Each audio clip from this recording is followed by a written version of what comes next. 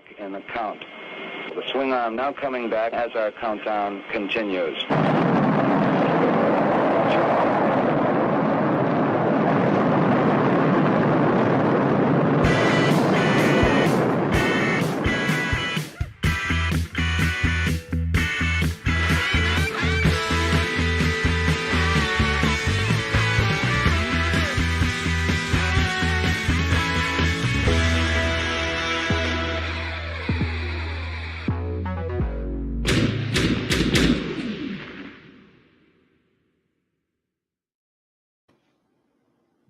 Good evening, good afternoon. Hello, everybody, and welcome to the Brick Something News. And yes, we are 10 minutes late. Rob Zamora, I'm sorry. But I'm going to go ahead and blame other people for that problem, because that seems to be the thing that this is that people in this country do right now. With that said, welcome to the Brick Something News. I can't help it, man. I just want to talk toys. I just want to be happy, but the world is definitely on my shoulders right now. That said, I'm very happy to have you on the channel today. Quip, what's going on? Sesquipedal? Yep, Sesquipedal. First and foremost, okay. A hearty year to all of you out there in TV land. Appreciate you, Brick, for having me online. This is first ever stream ever, so exciting stuff. I'm used to kind of hanging in the background, chatting, sharing links, in my opinion. So yes, ready to just chop it up with you. And being a smart ass with an emphasis on the smart. So I appreciate you, man. I feel like, I mean, there are times when we'd be on Discord or whatever. And he's like, I see you editing and I appreciate it. I see your proofreading. Thank you very much. And, I see your vocabulary changes. Thank you. No, but it's been fun getting to know you these last couple of years. And this, I was like, yeah, man, let's just hop on the show. So I'm happy that you did it. Yeah, happy to be here. So for folks who aren't familiar, yes, you'll see him across like a bunch of chats. I think you and I first connected on GDL live chats and GDL Patreon and the Discord. I've seen you across a bunch of different chats. At one point, you're like, hey, man, where are you getting this stuff from? I was like, hey, check out Toy Amigos. And I'm seeing you there, which is cool. So I don't know. Why don't you tell folks, give some context for like the kind of stuff that you're into, and if you wouldn't mind teasing a little bit of some of your creative work that you've been messing with lately, that'd be cool. Okay. Yeah, sure thing. So started getting into collecting in college. I'll say I actually ran a little side hustle on eBay, buying and selling vintage action figures. It's really how I started to dip my toe in it. That's a dangerous game for a collector to also buy and sell things, because it's so easy for your stock to become kind of your collection by proxy. But really, once I got out on my own and started making a little extra expendable cash, rebuilt the vintage Playmates Ninja Turtles line. And so got into that, big into Toxic Crusaders, all mint on card, unpunched, super nice stuff. And then flash forward a couple of years, I get married. And I make that collector mistake. I'm a married man now. I got a grown up. I do man things. These are children's toys. So I laughed for a second. On the cheap. We're talking 10 back, unpunched, 1988. Ninja Turtles and 1989, all the Toxic Crusaders, super cheap, right? And then what got me back into collecting again was the NECA Ninja Turtles line. Started chopping it up with somebody who I worked with who had action figures in their cube, and I was like, oh, I used to be an adventurer somewhat myself till I took an arrow to the knee, right? And so started chopping it up with him, and one day I got that fateful text of, hey man, I just started talking to him about, I've seen some of the NECA stuff, in the collector's aisle at Target, and it's kind of cool. At the time they had just started doing the general release of the Ninja Turtles. So this is like 2019, the before times. And I got that fateful text one day of, hey man, I hid a Bebop and Rocksteady 2-pack for you because they were so hard to find. And I was like, well, if he's gonna do me the solid of hiding it. Yeah, they were still in the collector section, but he hid them behind Funko Pops. Sure, as one does. If you're going to go back and immediately get it, again, I do not advocate messing up the inventory for the hard retail workers and all the beautiful, wonderful people at Target. But he hit me up, and I immediately, like within 20 minutes, ran to the store, picked him up, and then that was a wrap. Started getting back into it. And then of course pandemic hit, and we all started wanting to go back and collect some of the things that gave us those feel goods, you know. So really what I'm into now is still NECA Ninja Turtles. That is the cornerstone of my collection. Every single Rocksteady and Bebop variant, that's me. Gotcha. That's honestly all I'm still collecting from the NECA line. And then I've also got some Marvel Legends, little dip, little dabble here and there, some X-Men, the animated series, the cel-shaded Spider-Man. And then up here, as you can see, these are just always fun. These just make me feel good. Saturday mornings, right? I do collect Funko Pops. Gotcha. Yeah. You know, but it's very specific. It's the toy mascots. I know Jada's getting into that. They're starting to build up their collection now of the cereal mascots. So that's exciting. But there's just something about the uniformity, kind of the simplicity. Also, in my headspace, collecting cereal mascot Funko Pops kind of makes sense to me because they're almost like the cereal toys that you get in the bottom of the box, right? That more simplistic sculpt. Simplistic sculpt. So yeah, but yeah, that's all I'm doing right now. Try and live by my motto, as I've said in multiple chats and boards, of I cannot collect all the things. So, but God damn it, I'm gonna try. Yeah, keeping it clean. You know, I prefer to collect vicariously through you and others in the community, right? Like Lego. So my daughter's into Lego. She's got some Harry Potter. My wife's into Lego. She's got Lord of the Rings. Still kind of keeping an eye out for that bag end that's been teased, hinted at. Don't know when that's supposed to drop. But and then wifey, I also collect vicariously through wifey. So this is my stuff up here. My daughter's got her own little collection in her room going, and then my wife's got a lot of the vintage Playmates Star Trek. Still mints on card. I'm playing, kind of setting up her little display space too, so she could see everything. Trying to kind of cook up sort of a Lazy Susan pegboard type deal. Go ahead. What's up? Time out. Yes, sir. So she's collecting Star Trek figures for how long? And so then I'm curious, because I was laughing earlier when you said I made that classic collector mistake and I got married. And at first I thought you were saying the mistake was getting married. But no, I know. But when you say she was collecting Trek, does that mean like you both were collecting when you met and married, and then you for some reason sold yours? And did she sell hers? Like, no. Funny enough, when my wife and I started dating, you know, the place that I had when I was a college kid, to be young again, I had all my action figures like up on the wall. So she knew what she was getting into, right? There was no pressure whatsoever. My wife was very supportive. And what I didn't realize until later on was my wife had, and this is just kind of funny. So I grew up 4 boys. I don't want to get into the whole gendered play, right? But the way that me and my brothers played, we would lose accessories. Things would break. They'd go all over the place. My wife, all of her original Playmates Trek stuff, like including the transporter, the runabout, and all the accessories, like the classic, the original series kind of box set. Cards, all nice and neat and tucked away. They were all open in little Ziploc bags. They had the pogs that came with them, every single accessory. So here I am. I got her jeans. What'd you say? You got her jeans? I got her jeans. Yeah. Exactly. So that's why I didn't want to. I mean, it's so easy to. Well, boys wreck things. No, they don't. I was a boy who wrecked things. So right. So she had everything super nice and taken care of. So I was like, okay. All right, so this is kind of neat. So she had a lot of the figures, but she didn't have the play sets. She didn't have the bridge set. She didn't have the engineering set. So I started to gift her with those things. Gotcha.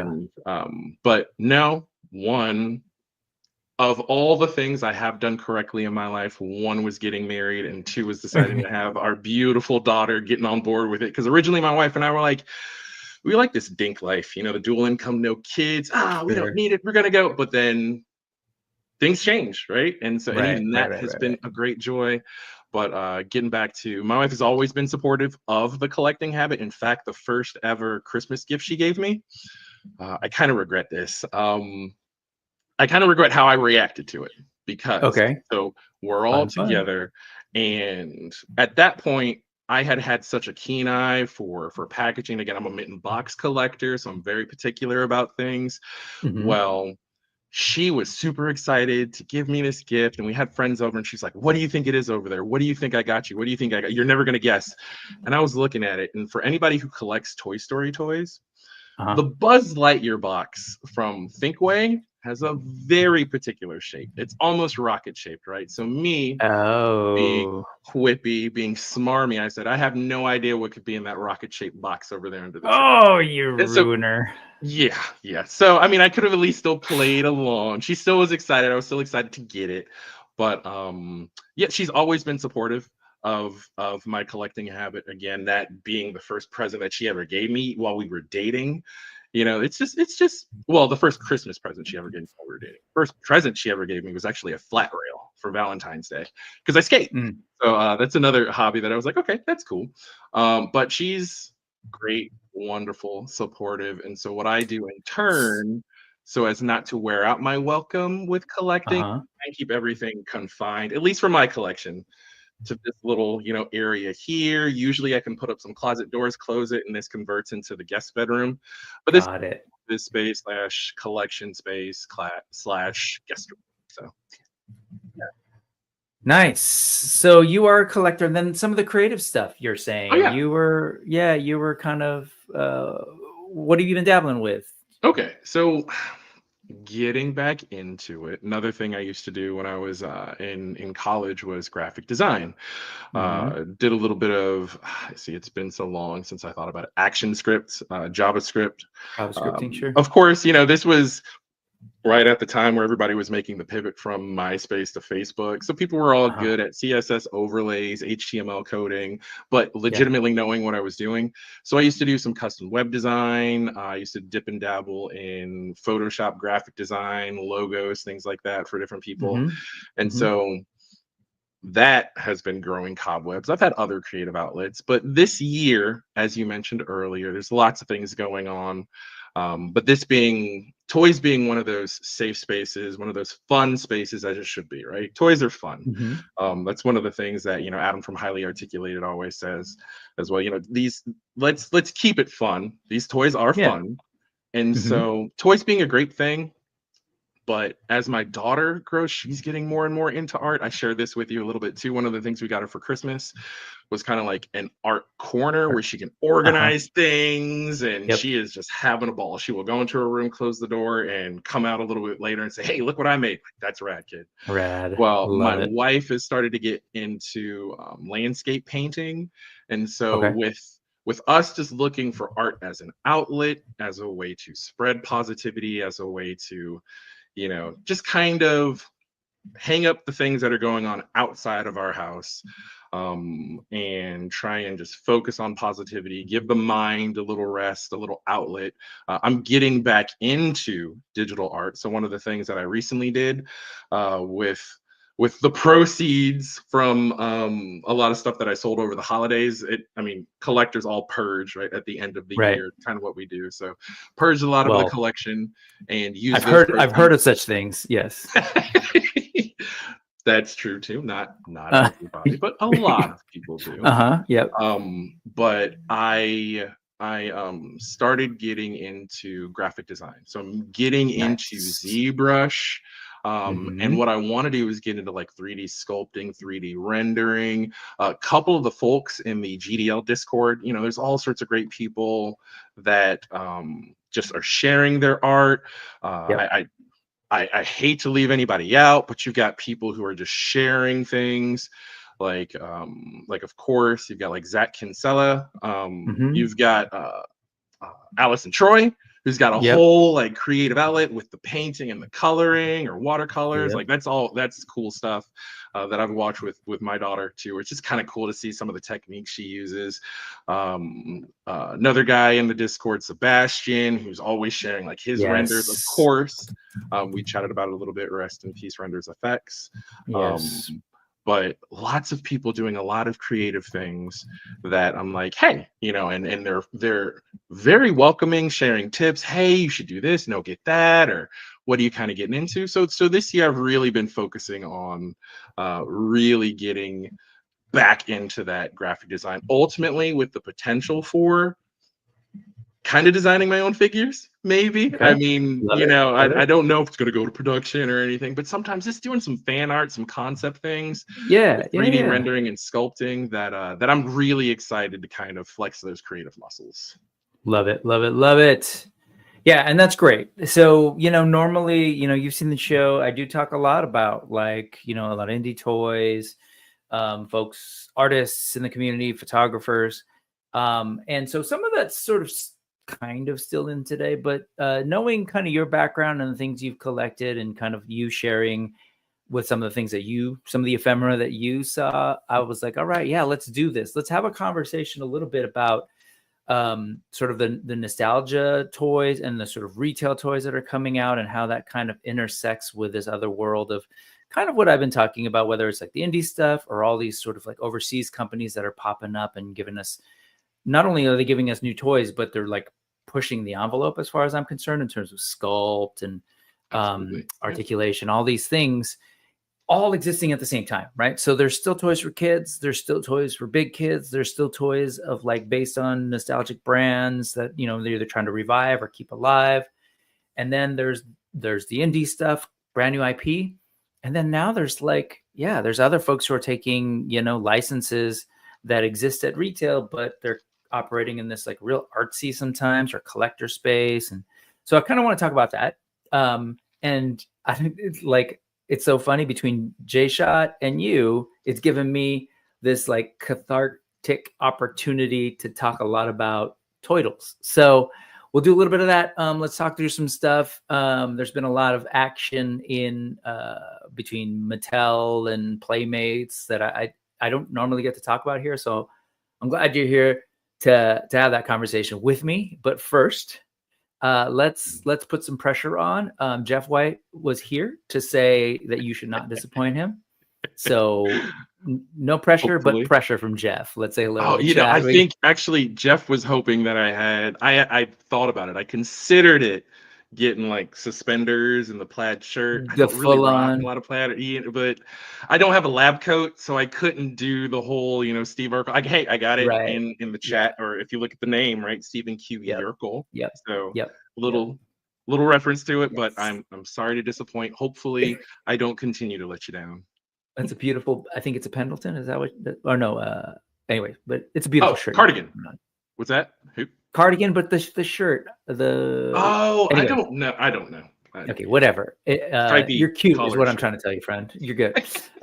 We got Derek Hoover here. Hello. And he can't wait. And I'm sorry I kept you waiting. He was here at 2:35 and I kept him waiting a full 20 minutes. Game Quest was here saying it's almost time. And then I was like, no, it's not. Wait a little more. No, and real quick too, as I mentioned earlier, I don't want to forget anything, but Derek Hoover is one of the guys too. Great guy. I'm one of the producers or contributors to his yesterday's podcast. But again, just so many people doing so many creative things that it's like, why not me? Let's just go ahead and do it. Let's get it. Let's get it going. I love it. And that GDL, Patreon, and Discord is definitely you're 100% right. It's a bunch of like creators themselves and people sort of like bubble up, and we find out later that they're doing all this amazing work, and it's a cool community. I said hi to Game Quest, but I'll say hello again. Sorry to keep you waiting. Thanos is here. Thanos is like, dude, where are the links? And it's like, sorry, because I'm not prepared today. I didn't say this earlier. My wife's really sick. I think I told you I was in the ER yesterday. So like a lot of things were not me. I brought her to the ER. Yeah. She's fine. She's totally fine, folks. Well, she's not fine. She's like ridiculously sick, but she is not emergency room fine. She's okay now. But anyway, that's all to say, Thanos, there are no links there, and I'm sure you saw. But I got it. Thank you. Ray Paz is here. What's going on, man? Saying hello to both of us. We've got Highly Articulated, who was hanging out earlier with Jason to talk some monkey business. Check that out and check it on the Highly Articulated channel. And then also check out something that dropped on this channel with me and Jason talking a little bit about some AWOC schedules. Christopher Bouchard is here. Hello again, sir. Allison Troy, Retro Toy Princess, was trying so hard to troll us during the last live stream. Adam didn't bite, but Allison is here for your big debut, man. Quip. She's been excited about this, just so you know. She's awesome. Yeah. Larry's Geeky World is here. Hello, sir. Good to see you again, and thanks for watching. Rick Jones is here saying word up. Ow, sorry. Brian Brink is here, excited for this Quip reveal. What's the reveal? Your face, I guess, is the reveal. Hey, my face, my beautiful mug. Look good, feel good, play good, play good, taste good. Right? That's it. Sath is here. How's it going, Amateur Hour? This is me blaming it on other people again. A lesson that I've been learning this week. Jeff White again is here. Let's see. Yeah, see, this is where people were like, hurry up. Where are they? Rob Zamora is here wondering if this is live or not. No, it's actually pre-recorded. So no, it's not. We're live. Hi, Rob. Gabriel. Hola, hello. Hello, sir. Gady's Toys. Whip. Cool whip. Whip. Nolan is here. Hello, Nolan. Yeah, get yours in. Let's see. And thank you, everyone, stopping in today. I love it. Appreciate you all hanging out with us today on this Sunday. Kenzo's Creation is here. Go check him out. Yeah, get those watch hours in for Kenzo. He's growing, actually. He's growing really fast. But head over there, sub to his channel. Awesome customizer, awesome collector, great attitude. Mint with Card is here. Joe Gonzalez. Hello. Joe is here with his mustache. KJ Smith. Yo, sup, Brick, sup, peeps. Dave's Dimension. Oh, got to hang out with him and Dre last night to talk. Friday night to talk some tokusatsu, some Kamen Rider, Sentai. It was a good time. Check that out. Hey, look at this guy. This guy's here to say hello. Hey, all right, nice. J Geek Dad Life. Hello, sir. He dreamed about you too. Or she dreamed about you, and you didn't disappoint. Chris is here. Shiny plastic people. Nick Dillinger, another one of those awesome people from the GDL community. Payne's Toy Samples, another one. The elusive Quip has been caught. Careful, we must observe in silence. Oh. Hello, Payne's. Good to see you, Aaron. And I think that's it. Oh no, of course it isn't. You know this guy. Relaxing, even though am I saying it because every once in a while it'll switch up, right? But hey, I'm assuming it's Doralaxin. I'm going phonetic. It's there. Right. Yeah, lots of familiar faces in the chat. Thanos Copter, hey, how's it going? Yeah, it's wonderful. Yeah, JPTS. Well, PTS. Well, Payne's Toy Samples. I always abbreviate it. PTS. I love it. Yes. Yeah, they're all here. Hello, folks. I'm just scrolling. I really appreciate everybody here. And Allison was not alone in that dream. The question is, did their dreams cross the streams? Door Elaxin. Okay. Door Elaxin. Let's talk toys. Brick is going to talk more turtles. God, this is like several shows in, and I'm talking turtles because, as folks, if you're familiar, I actually don't own a whole lot of modern Teenage Mutant Ninja Turtles, even though it seems like, whoops, they're like everywhere, right? Everybody's making Ninja Turtles toys, and Brick, for whatever reason, has like maybe 3. I have a Rage Toys Splinter, or the Master, with a full-on like, rattan kind of like farmer hat, which is dope. I've got a Mutagen Man from Super 7. Good choice. Fantastic figure, so much so that I almost got the glow in the dark as well, just because it's so rad. And I think that might be it, if I'm remembering correctly. Like, I don't have a whole lot, right? But I did. I was one of those persons who had a bunch of Playmates stuff, and my Ninja Turtles were black and white, folks, because I was born in the 20th century. Whole other century, 1900s, yes. Okay. But then I was there for the cartoon and everything. I love the Playmates. So that said, even though there's a bunch of Ninja Turtles out there, I don't have a whole lot of them. You do. So with all the Ninja Turtles that are out there, I honestly would say I don't have a whole lot of them. So the Ninja Turtles I have, that's relative. Of all the Ninja Turtle toys that are out there, I don't have that many of them, but damn, there's a lot, friend. Hear me out. I Okay, personally have the San Diego Comic-Con exclusive, so like the VHS 4-packs from all three movies.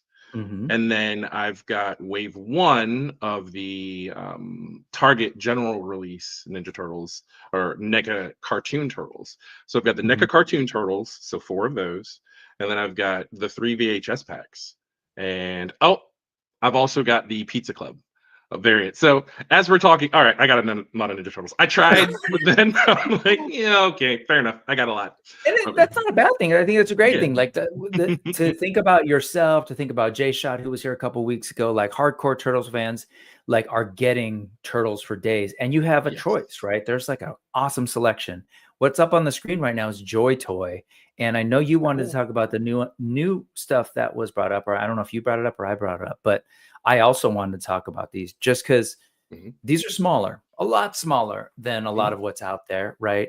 But the level of detail and the sculpts on these, I'm just like, to me, these are some of the best designs that have been coming out. And I really like that they're trying to do some new things while staying classic as well. And I'm just, I don't know, I guess there's something in my mind where there's this sense of like, oh, well, they're smaller. For some reason, they're just going to stick to like, you know, standard sculpts or whatever. But man, they go hard, JoyToy does. And so these are the pics of the turtles. And I just think these sculpts are fantastic. And I've seen people play with them. It's not just like, you know, the sculpts, but the way they move is pretty damn good too. Yeah. And look at these like little effects things. Like we don't get those. To get the effects with the like original release. There's no special exclusive, nothing like that. Just you get your regular weapons and the effects. This is pretty rad. These are I could see how this would be somebody's first venture into Turtles. I could also see how this is someone's, you know, creme de la creme, the peak, the zenith, if you will, of turtle collecting, where with scale, just possibilities are endless. So let's play this game. I love it. Sorry, I've the zenith. Yes, let's see how many I put in the title. Let's use $1,000 words to talk about toys. Let's go. Yes, this could be someone's zenith for sure. This could be someone's entry point. This stuff is cool. So I just, you know, quickly showing all the 4 turtles. These alone are rad. And I love the new designs. I'm a person, as you know, who isn't super like I guess I don't need to be a traditionalist when it comes to the old brands and characters that I'm nostalgic for. I'm open to new things, and I love what they've done here. And I've actually found that people who tend to lean more on the conservative side of like, give me my turtles as I remember them, also appreciate what they've done here. It's kind of an interesting balance that they've managed to strike, I think. Too, like you said, this particular scale, right? This being 1/18th, and I'm seeing in the chat again, shout out to Shiny Plastic People, the fantastic Chris Plastic mentioning, hey, I need JoyToy to do some really great 3 3/4 DC figs. Sure. Right. Sure. Just the fact that it's kind of what potential the Ultimates line from Super 7 had, of so many different properties like at that scale that could scale with one another. Now you've got, you know, these in that 3 3/4 or the 1/18th scale, I believe, that the possibility to cross over with a lot more figures at that scale. Sure. Of course, you could think natural. G.I. Joe is the first one that I think of, especially with some of the postability. But there's a lot of other things that if JoyToy expands into other areas, and I know JoyToy has a lot of. Do they do like Warhammer? I don't know a whole lot about. They do Warhammer. They have their own other like mech lines. They've got a bunch of stuff going on. But this being kind of the first. Well, I'll say of the nostalgic properties, right? I mean, a lot of people I'm sure have nostalgia for Warhammer, but just this kind of foray into, or this one's a lot more sort of mainstream pop culture for sure. Exactly. Warhammer in the UK was very much like huge mainstream pop culture, but I think here, like hardcore gamers, right, that were into it. This was like a cartoon, had live action concerts. Like this was like on a massive scale. So this IP for JoyToy is definitely unique in that way. Exactly. And so just there being so much potential to not just expand this world, but, kind of getting people excited for some other things that they're putting out. I kind of, I won't say I exist in a turtle world, right? Always looking into different turtle Yeah. toys. So sometimes I can become disillusioned or feel like I've reached that turtle saturation point. But there's that fun meme from Mean Girls where, the limit does not exist. Ninja Turtles begets Turtles. And so it's like, whether it's Mutant Mayhem or 2003 or 2012 or the 1988 cartoon or the 1990 movie, these kind of seem to be a good kind of like mishmash of all of them, a little bit of a comic feel, maybe some from the Michael Bay era, something from kind of the I'm forgetting the name right now. There's a game by NetherRealm, and I don't know, Injustice 2, where they have the turtles that come in as well. So there's turtles. Not only is there a turtle for everyone, right? Picking the different personalities types, but there's always an iteration that turtles is one of those. I think you said it too. That just that pun, the tongue in cheek, the evergreen property. Sure. That, No, it's totally it kind of evergreen. goes away. It comes up for a new generation. Not to say that the old generation can't appreciate it. So I'm always down to talk turtles, and I always appreciate something new, something different. This isn't more of the same.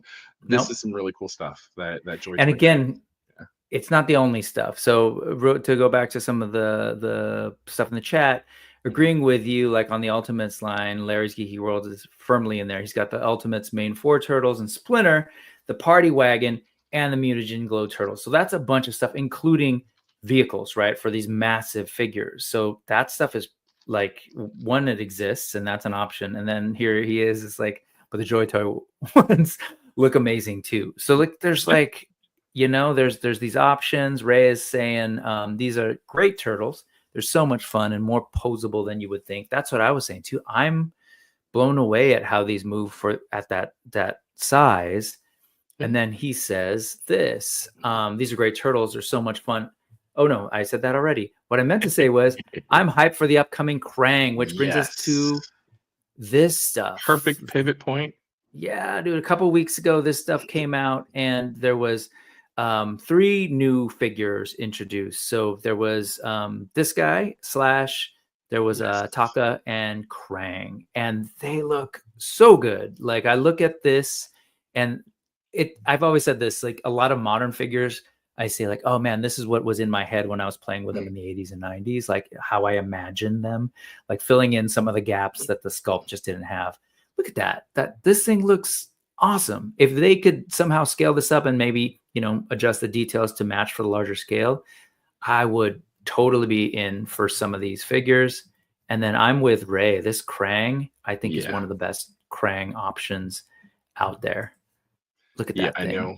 Looking at, so it's kind of funny. So usually my deciding factor as to whether or not I really get into a new line, collecting it's Bebop and Rocksteady. Those are the determinants. So but here, honestly, so the Bebop and Rocksteady are great for this line, but the Slash and the Toka, both of those, because they both kind of have pirate vibes, with like the anchor and some of the accessories, really with the Toka, right? Just like, to me, just it's kind of got swashbuckling, just, I don't know, it's just so rad. Is that, and it's got like a blunderbuss, is that, there you go, with the little right like there. the gun that he comes with. Like, it's, I never really thought about it. It's like, it's almost like pirate turtles, right? But I love the design, just the details and the sculpt, which is really impressive. We talked a little bit earlier about like, how do they get it at that size, but that much detail that you can zoom in and see how much care has been given, not just to the sculpt, but the paint accentuates the sculpt. It's really cool stuff. Yeah, look at that, man. And again, the movement's there too. It's really great. I love this figure, this character, and this figure, and the coming with the little sib, which is cool. Very cool. All the stuff that comes with it. Other folks are all about it too. Let's see what he's got saying. The mug there of you know, little extra accessories I'll say too. root beer, right? You know, keep it PG. Don't want to get you demonetized. It's root beer, right?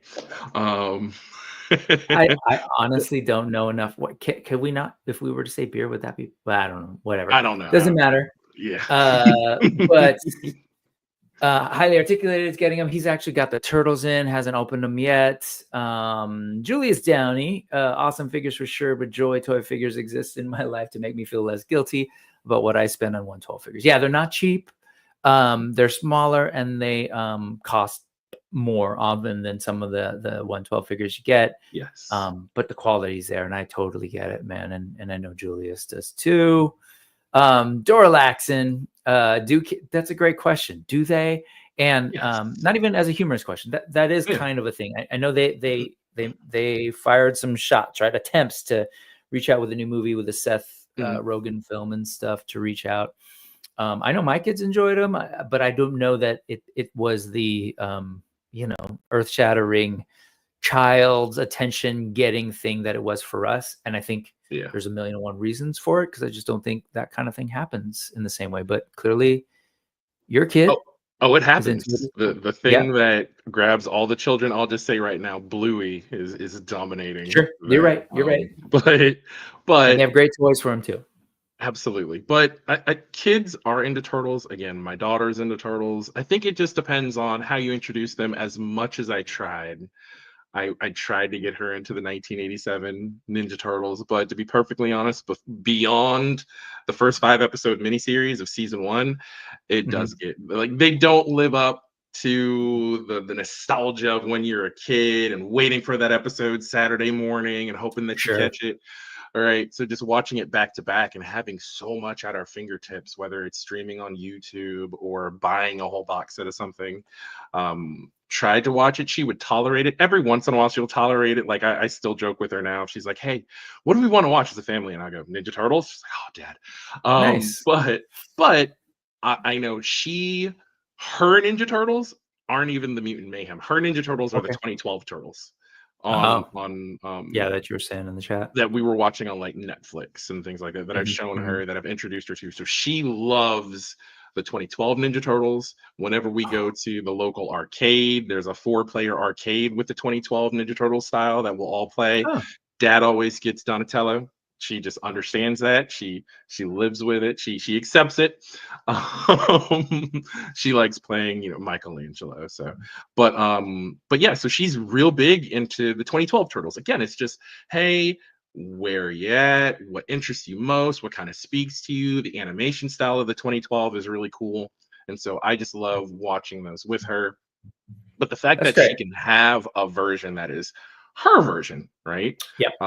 Is just so neat. And she wasn't born, like, she was born after 2012, well after like 2012, the 2012 series. So it's just funny now that she's so into it, and that's her version. Well, as Chris points out, Nickelodeon has done a great job of reinventing or letting others reinvent. I guess, they've been involved in the process.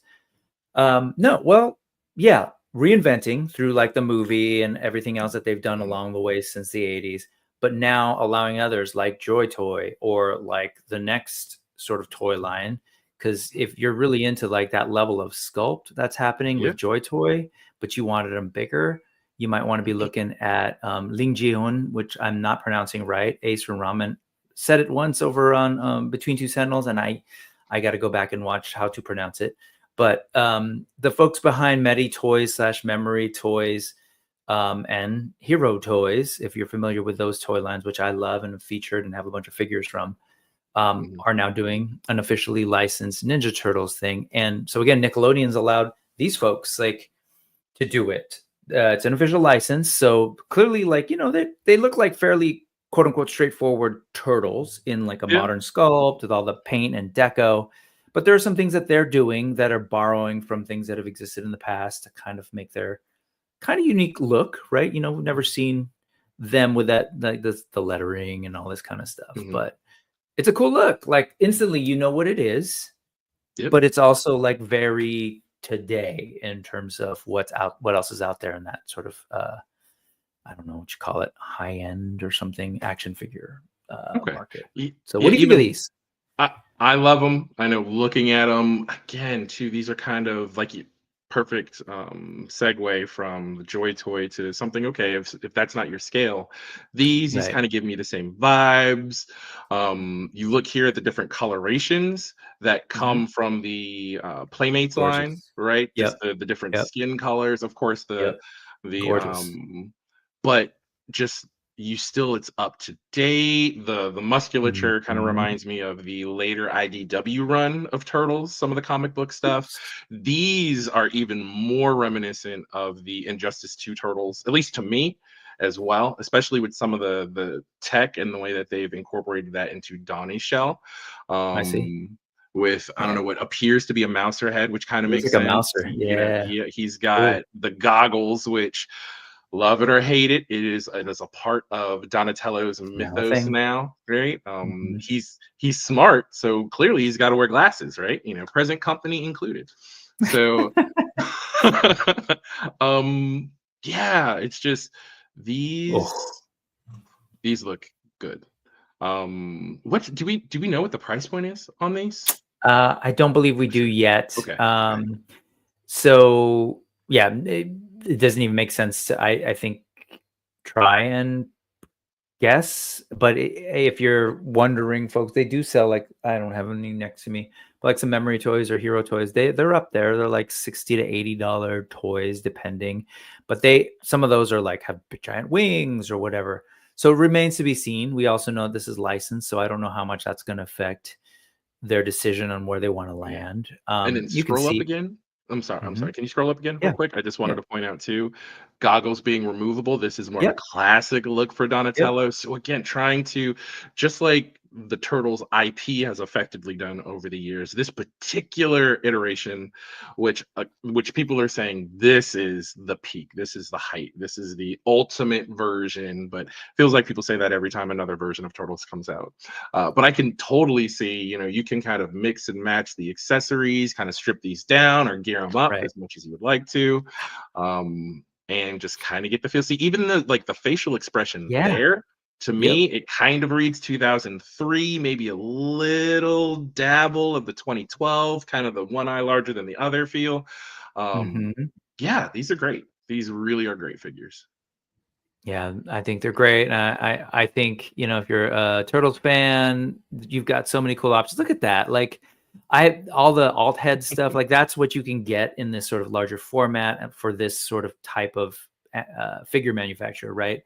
We're not going to get a lot of that in retail in the same way.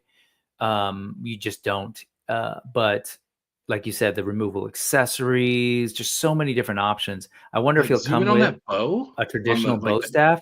Yeah, I'm yeah. wondering, or if these come off, right? If these just sort of I feel like attach he to like has a like a regular couple of bow. different bows. Like that's the tech bow. Maybe it's got the Mhm. built-in stun device, right? That you'll usually see in different iterations of Dom. But yeah, these are great. And then Michelangelo coming with the skateboard. Yep. Um, is Yeah, that there's a lot of what's cool that? stuff. Is that a throwing star? Is that an effect on the throwing star? Or is that kind of something that you would add? This is an effect on the It's like throwing. So here's the regular okay, throwing okay. star, and this is like in mid-flight. Nice, nice. I thought for a second that there were effects again, kind of like the JoyToy. I was like, if these come with effects, I've just talked myself into wanting to go like these. But I'm standing fast right now. I know somebody in the chat actually just asked. Oh, it's Mint with Card, where he said, "Hey, so when do you say whoa on collecting all the different lines?" That threshold is going to be I different for mean, everybody, yeah, right? 100%. That's exactly it. Like I started off, I don't have any of these turtles. I admire them. I Mm, will say this might be the line that I start in on. yeah, I had a sort of turtley thing that was unlicensed. It was actually super unique. They look more like tortoises, really large. It's been taken forever to get out, and I don't even know if it's still. So I just canceled it through 5K, and I'm looking at these Medi ones and wondering if this is the way to go. But at the end of the day, you're right. It's different for everybody, and I feel actually kind of genuinely I feel badly for anybody who feels that they need to be completists on yeah. turtles. That Like is I'm just like, a why? disease. Pick Yeah. one or pick a couple and like go. So I don't I know. personally, I believe there's a great philosopher who Those said, hands. the world don't move to the beat of just one drum. What might be right for What you? might be you? might not be May right for not some. be right for some. Exactly. Yeah. So it's different strokes for different collectors. I know me personally, knowing my limits, knowing different collecting habits where I'll buy something and then eventually I'll return it because I don't really need it or want it. It's so much so that it's funny whenever we go to Target and I do grab a figure, like my wife and my daughter will say, Dad, do you really need that? You're going to return it like 2 weeks from now. Like you're not going to want to keep it because I'll get things home, try and work it into the display. If it doesn't work and I don't have space, like one of the things, like this little closet, the nerd nook is what I call it behind me, helps me confine my collection. If it can't be displayed on these shelves behind me, or if it can't fit in, I have 2 totes that are like medium size. They're not gigantic, but just to kind of switch some things in and out, seasonal, right? Like the different variants of Rocksteady and Bebop. Like if it's Easter time, cool, I'll break out the bunny suits, right? If it's Halloween time, cool, I'll break out the pirate versions from the video game.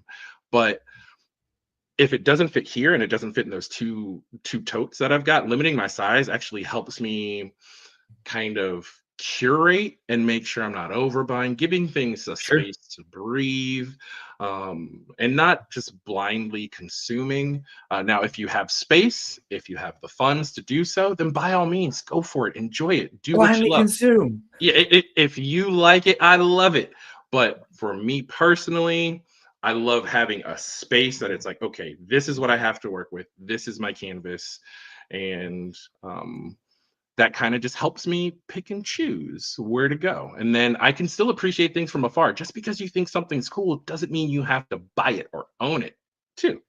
Right. Yeah. So living vicariously through toy tubers, as I mentioned before, or other collectors in the Discord, like I'm excited when other people get something in, like when the ghost comes in, or when the cat's layer is being delivered. I don't have that same nostalgia for Thundercats, but you know what? I can just appreciate cool stuff, and I can love that people are getting things that have been like their mind's eye of this play set for that property, and they're just excited to share it with people. So I'm just excited that they're excited, right? Just trying to keep that positivity, trying to manifest that. It's You're a class act for that, because that's not there's not enough of that. Let me quickly shift here.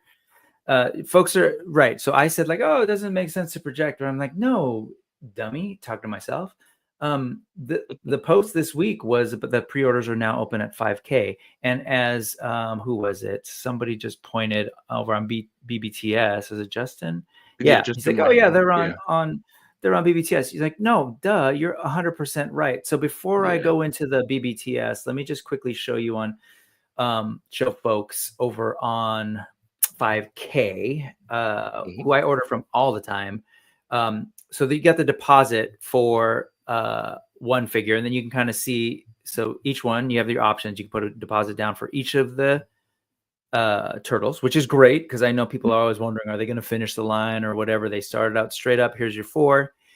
Full price is going to be $90 plus shipping. And so I'm in California. And it's usually like something like $7 or something, and it comes super quick from Marina Del Rey. So just want people to hear that. So you do pay a deposit of $20, and then they'll let you know, hey, the second, they're about to ship, give us your second payment, 70, and then they'll ship it. So I share that because total is going to be $90 versus if you were to go to over to Big Bad. Here, I'll just drop this in. It is looking at not $100. So, you do the math, you figure out what you're more comfortable with. I still know people who are like, I don't, for whatever reason, trust 5K. I know the reasons, but I don't know what to tell you. You do you, boo. But folks are like, I'd rather pay the extra money. And you can't buy it from Big Bad Toy Store. It's $100 plus your $4 for shipping. You can gang everything in, wait for your pile of loot to ship. So those are your options. But to give you a sense of how much that stuff, that's how much we're talking about. I will share that, like, of the sort of memory toys that I do have, right? Like I have 2 of these bears. I have a panda and the regular one. Okay. Oh yeah. And then you can kind of see, like, they also do sort of these. I have this on pre-order. Again, this is like, I think $25 more expensive than you can pre-order it from 5K. But So, you know, they've got a gamut of different figures going on, and I think they make great toys. So I'm sure these turtles are going to be really, really good. But yeah, so check it out. They're listed here. If you're confused, again, it's listed as Lingjihan. I know I'm not pronouncing that correctly, but that's the same company doing the Medi Toys stuff. As well as maybe the older version was Memory Toys and Hero Toys. So I love them for what it's worth. I think they're a great company. They're doing good stuff, but we should probably move on because, man, there's like turtles for days. So this is just that stuff. And then here comes like, you know, here comes Playmates going like, hey, don't forget about us. So at the sort of more retail end, there's Playmates doing these. Can you let folks know about what's going on with these? These were kind of revealed just this week. Pretty cool stuff. So Playmates over the last, say like 5-6 years, they have been doing little drops here, re-releases. For me personally, they've been hit or miss. Some of them have fewer paint hits than the original, which I can understand differentiating between the OG line and the new stuff, making sure nobody's trying to pass anything off on the aftermarket as though it's vintage, right? So I can appreciate that. These right here, so you went from the re-releases. So those four military turtles are just re-releases. Yes. So it's like a box straight up once in a while. Old versions. Yeah. The reason why I love these is because it means we're one step closer to the rock and rollin' turtles, which are my personal favorite. But these military turtles are really cool. I mean, especially that I think it's a Navy SEAL Mike. Really dig that. Don't know what's going on with Raph's nose there, and that mustache makes me a little nervous, especially with current events. But moving on.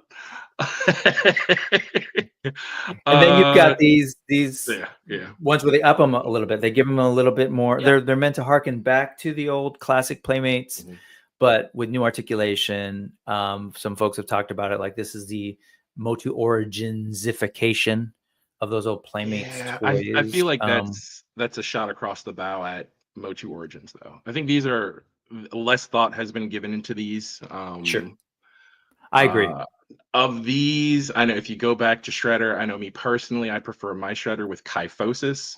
That's curvature in the spine. Yes. Yeah, just that was him my favorite toy. It's kind of like this feels like frat bro Shredder to me personally, you know, versus the hey, I'm gonna come get you. He's kind of like shoulders back. It's a dude in costume, is what it is. It feels like a guy dressed up in a Shredder cosplay versus that guy like full on like. And then one of the things too that I thought was interesting, I had to go back and look at the coloration of the 1988 Splinter, but his mask being black kind of gives me COVID mask vibes, like under the helmet, you know, like he's just like, hey, you know, I'm just trying to, but hey, at least it's not under the nose, right? I mean, if he was really a villain, they would have had him with the mask under the nose, but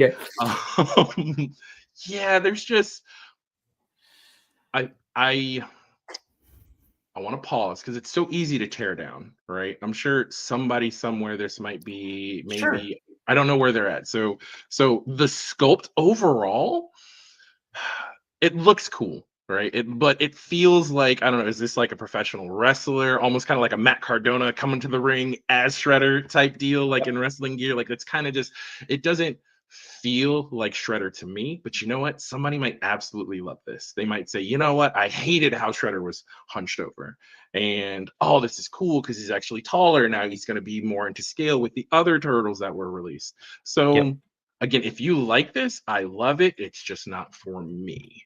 But I know you went forward one that's really cool is that Rocksteady looks great. Now I'm hoping it has good paint hits, and I don't know how on the pants mainly, like that's usually where Playmates has kind of been skimping out on like the camo pattern, or I know on the Bebop re-release, that was the re-release, not reimagining, but just the general re-release of Bebop. Like they didn't paint his shoes red, like it was just his legs were all black, kind of like he was wearing ballet tights, which is cool. You know, hey, good for him, but I don't know, it's like the sculpt was still there, they just didn't paint the shoes. So some of the questions, it just leads me to ask why. buy. This, I'd like to see how the accessories scale with Rocksteady, but he's got his helmet. It's kind of cool. He's got, I forget what I was watching where somebody pointed out that his little wrists that's got like the bullets, it kind of feels like a Black Widow type deal, like her little like wrist rocket thing. So yeah, it's kind of cool. This, if I had to buy a figure, it would probably be the Rocksteady. I mean, this is a decent Rocksteady. Someone put a weapon to your head and said, "You must buy this toy." Right, okay, all right. You're like, I guess if I must. Yes. Yeah. No, I think it's a cool looking sculpt. I'm with you. Like, I could sit here and go like, oh, I don't like this for XYZ. But again, I don't like this. I think it's great for folks who are like wanting to see a little bit more modern kind of toy making, but for those old classic looks, like, they're kind of just there. To your point, I think Origins, Origins in itself is like really capturing that classic format, but updating it. So there's the pop and swap, and there's the awesome movement actually on those things. These, I don't know, they feel like, for me, I guess my interpretation is that they took these toys from the late 80s and brought them into the early 2000s. Yeah, but that's I just know. I'm thinking about it too. You know what would probably make me like that shredder more is if that shredder could actually get into the crouching pose. Sure. Like if but there's zero movement going on. I'm not sure, like, because the shoulder movement looks cool. Don't know how the knees and the ankles are. If you can get it into that pose, then it's like, okay, I respect it. It's hard to tell where the cuts are here. I mean, people who are in the business, they might be able to look at this and go, I mean, it would need like a diaphragm here. This would have to be like an actual, maybe a crunch. Yeah, and then even the shoulders would need some kind of butterfly because he was also hunched over. That's true. Which again, as a kid, I was like, this is a cool looking shredder. This is not the same as in the comic book because he wasn't the same, but there was like a certain like he was almost emaciated, like zombie like hunched over, and I was like, oh, this is really cool. But anyway, if folks are really into Turtles and they see this and they're like, I don't want to spend the money on the Medi, or I'm not into the Joy Toy, or I'm not into the 1,000,001 other sort of turtle options, the Mezco, maybe this is their jam. They've got to be out there. I mean, people wouldn't continue to make all sorts of Turtles toys if someone wasn't buying them. So more power to them. There's this RAF that is definitely a departure from what existed in the past. It's Last Ronin based. You can so it's like their attempt to bring it. Zoom in. Is that an arrow on the bottom? Like, for anybody who's read the comic book, spoiler. Oh yeah.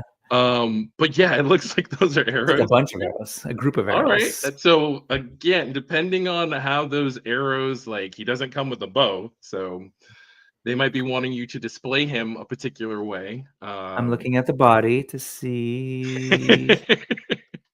Anyways, yes, it's cool. They're also doing this stuff. Yes, which I think is probably a lot more exciting for people who maybe didn't get a bite at it in the past. We'll just move through these pretty quickly because there's definitely much more to talk about. But like, this is essentially like is this a straight re-release? I don't know. Did they change anything in this at all? They switch it up a little bit. I think Jay on Geek Dad Life last week, they kind of went side by side, did some comparisons. I don't remember if that was in the After Dark or if that was in the main show, but I know the mutant module slightly different here and there. Same thing with the Technodrome. They've kind of scaled it down.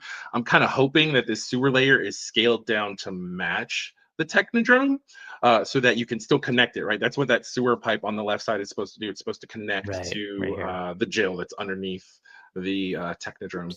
And so, seeing that, it's kind of like, so these vehicles, honestly, are the most tempting thing to me about the line. Right. That's what I figured.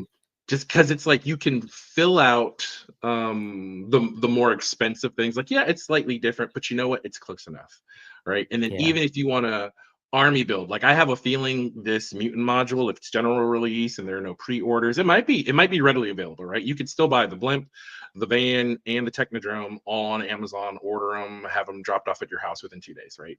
Beautiful. Dangerous, but wonderful.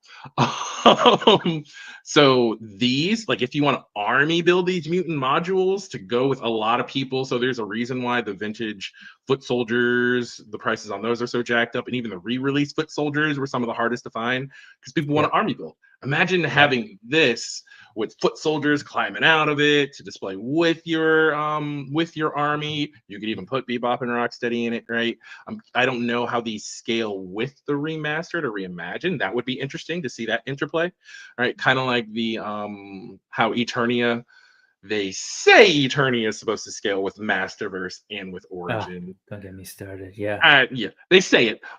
So these, I know the scaled down Technodrome, while it's better for shelf space, it doesn't really play well with the figures because of how things are scaled down. But one thing it does lend itself to, and I haven't actually checked in on this once people started pointing it out, but I think the aftermarket on these Super 7 Reaction Ninja Turtles are going to start to creep up because the Super 7 Reaction Turtles are like the perfect size to go with the Technodrome.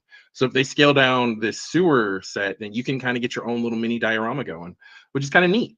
So yeah, the JoyToy foot soldiers, Ray Paz, just great call out. Yeah, there's a lot of potential here to mix and match with some other properties. So dioramas and vehicles are so great to me, but I've had to adopt the Dan Larson rule of, all right, I don't really do vehicles. I have one vehicle right now, which is the why am I forgetting who made it's the third party party wagon. The third party wagon. Oh, okay. Yeah. I'm forgetting who made it though. Just Underground Arsenal. Underground Arsenal. Yeah. I've got that. It's on the shelf behind me. And then I've got one space. I mentioned I dabble in Marvel Legends, where the one major purchase that I've made is the X-Men 97 Sentinel that's supposed to be coming next fall. So that's not really a vehicle, though. That's just a giant figure. But when looking at these dioramas and looking at the different vehicles that they're offering and re-releasing, I've seen the pizza shooter, which anybody who's ever played with that pizza shooter, the smell of burning plastic gears, it just brings you back, right? All the toxic feelings, wonderful. Oh god. So yeah, but these are neat. These vehicles are cool. Shiny plastic people. I'm drowning in vehicles. I know he's actually. That's because he's McFarlane has given him all the vehicles he can imagine. Yeah. I will say, and so Thanos is like done. I mean, he had to make room for a cat flare. So, hey, let's wrap up the turtle talk though with something that I almost never talk about here. But that's these. I know you wanted to talk about these, and it's cool. Like, I think it's a perfect way to kind of wrap up. We were saying, dude, there's turtles for everyone, including folks who want some, these little itty bitty Funko Pop style things or actual vinyl big old Funko Pops. What are these? It's from let's talk to the Pop Collector. Okay. Tell me about you brought these to me and I was like, oh, that's cool. Yeah. Really cool. I've seen these pop up in the Discords, and the itty bitty pops are something that I've kind of been interested in. I'm not interested in having the Billy Book cases full of Funko Pops all over the place. But what's cool with the itty bitty pops is they're just mini. They might fit on your desk, right? And each of the lines has had some sort of building or some sort of diorama in order to display it, right? And so you've got there's like a Hogwarts for the itty bitty Harry Potter stuff. I've seen an Avengers Tower for the itty bitty pop Marvel. And so this right here for the TMNT, it's just a good it gives you the vibes of the old play sets and some of the sticker appliques, but it's still kind of new.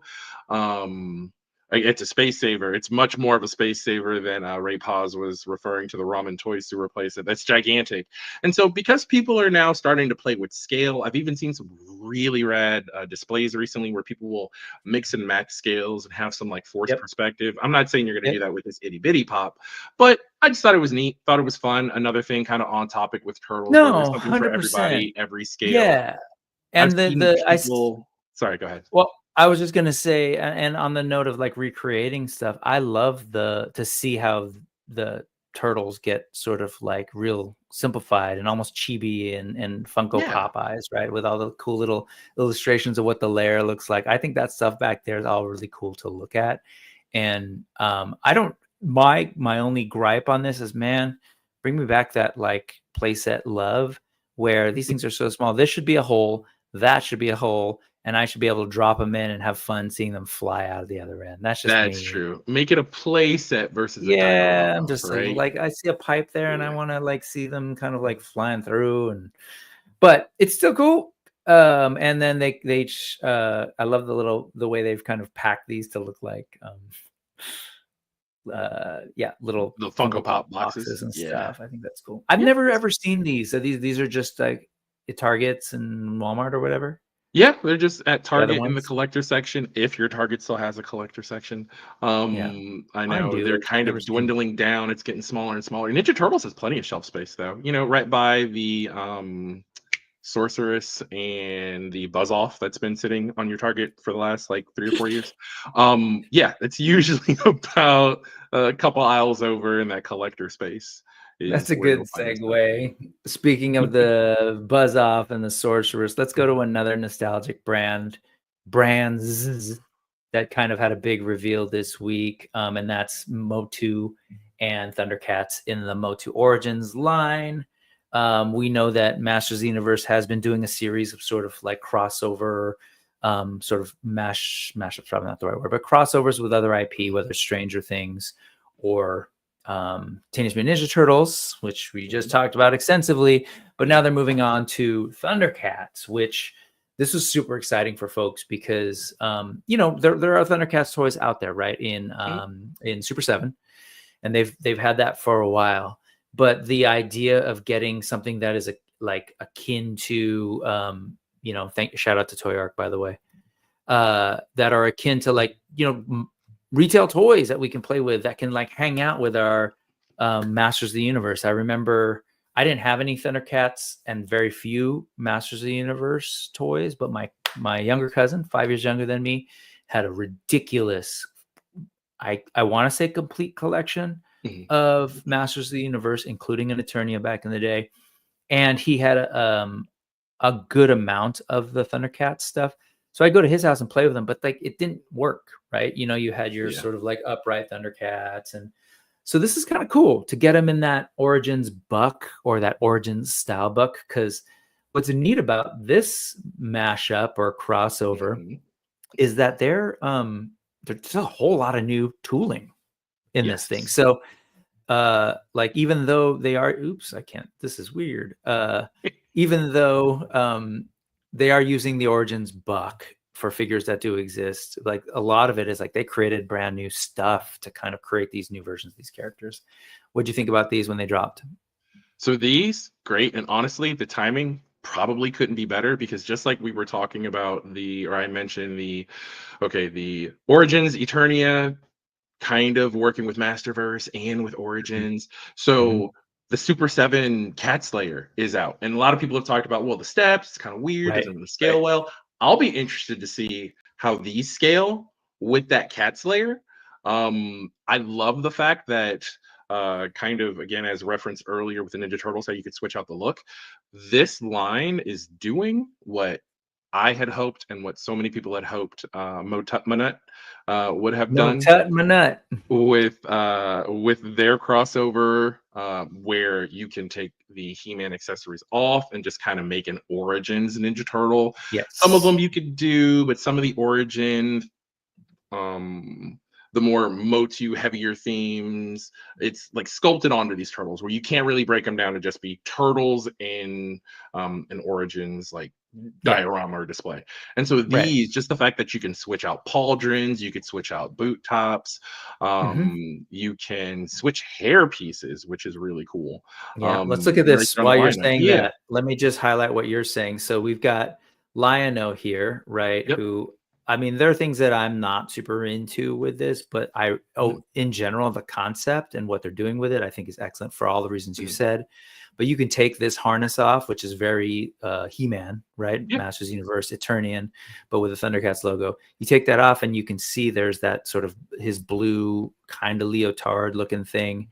You've got a separate piece for his abs. I don't totally know if that, I'm hoping that the leotard is 100% separate. No, just that it's hard to exactly tell, but it looks like, Yeah, because this is the body, the torso, and then it looks like a separate piece for his quote unquote leotard. Ooh, I and do hope that leotard is separate and it's not molded with that harness. Yeah. And I would be surprised if it wasn't.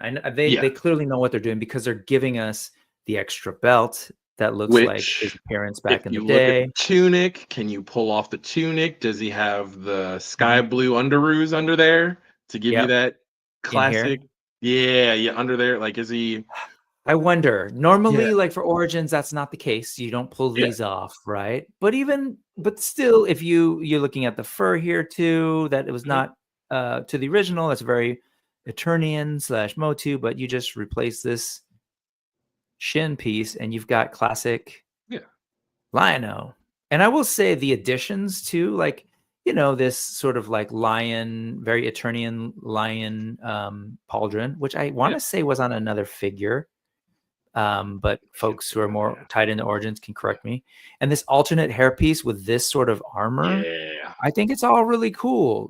This is a very much stylized version of his gauntlet, but it's a very close to the original looking Thundercats that you can kind of achieve with this. And we see that also with Chitara. Take off that metal bustier, which I'm assuming has this white thing on it, and you've got pretty much her in her tights. You got this going on. And they even really cool. Yeah, cool stuff.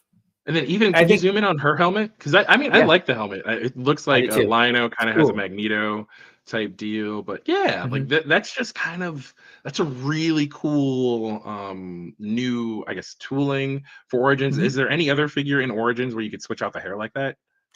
Not that I know of, and that's what I was going to say. Is they're also doing some things with how we construct figures in this sort of special crossover line. Mattel's doing some things that I see in other lines, like Four Horsemen is starting to also play with like they've been playing with face plates, so you can change out the face inside a helmet. A lot of imports have been doing that for a long time. SH does it a lot.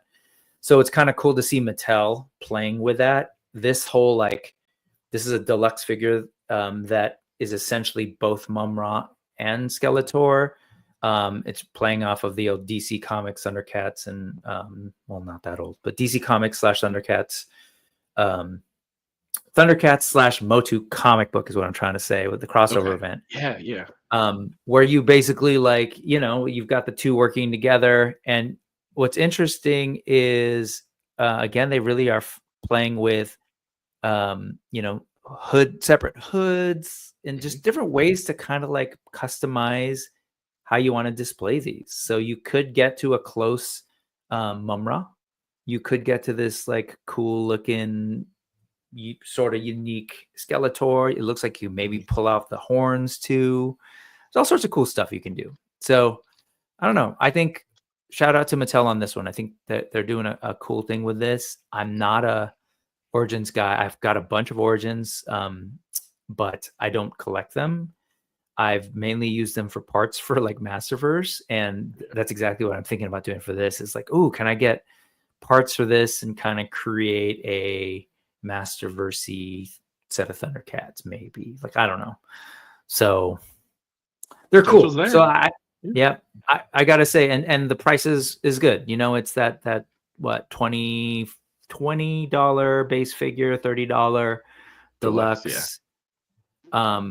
And we all know that the Motu, which you're referring to as Motu X TMNT crossover, doing really well. Like, people were genuinely surprised at how awesome those figures are, and so they're doing this. I hope it goes well. I'd love to see that brand sort of get revived, man. But let's move on from the old people stuff, though. Oh, here, let's take a. Before we do that, speaking of old people, no. Hey, Adam says, as much as I love the Super 7 Thundercats Ultimates, these figures are going to be our Thundercats for playtime. 100%. Like, you got to play with these, and the others are less fun to play with. So, and Kenzo does point out that Mattel is also playing around with alternate heads and hair pieces and stuff like Randor, different crowns. Okay. Yeah. People are already thinking about things like this. Dave is saying Red Sonja like headpiece for Chitara, like I could imagine people trying to like do some customs too. So I wonder if you could put the Chitara headpiece on Lion-O, kind of give him the long blonde locks, more like a He-Man Lion-O crossover. It's kind of like, can they switch hair?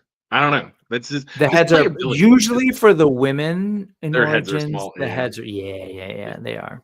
Yeah. Okay, I was gonna say let's move away from the old people stuff and let's go to somewhat younger people stuff. I know this is one of the first things you said. Hey, let's talk about this. Yes. And you weren't familiar with Skibidi Toilet. Nope. Okay. So my kids, my youngest kid, who at the time I think when he was looking at this stuff was probably closer to like 9. So this isn't that new. It's been around for a little bit. He's watching this stuff on YouTube, and as I mentioned to you, it was a little off-putting at first. And I was like, "What are you watching?" And I kind of sat through enough of them, and I was like, "Oh, there's an interesting subtext here, maybe."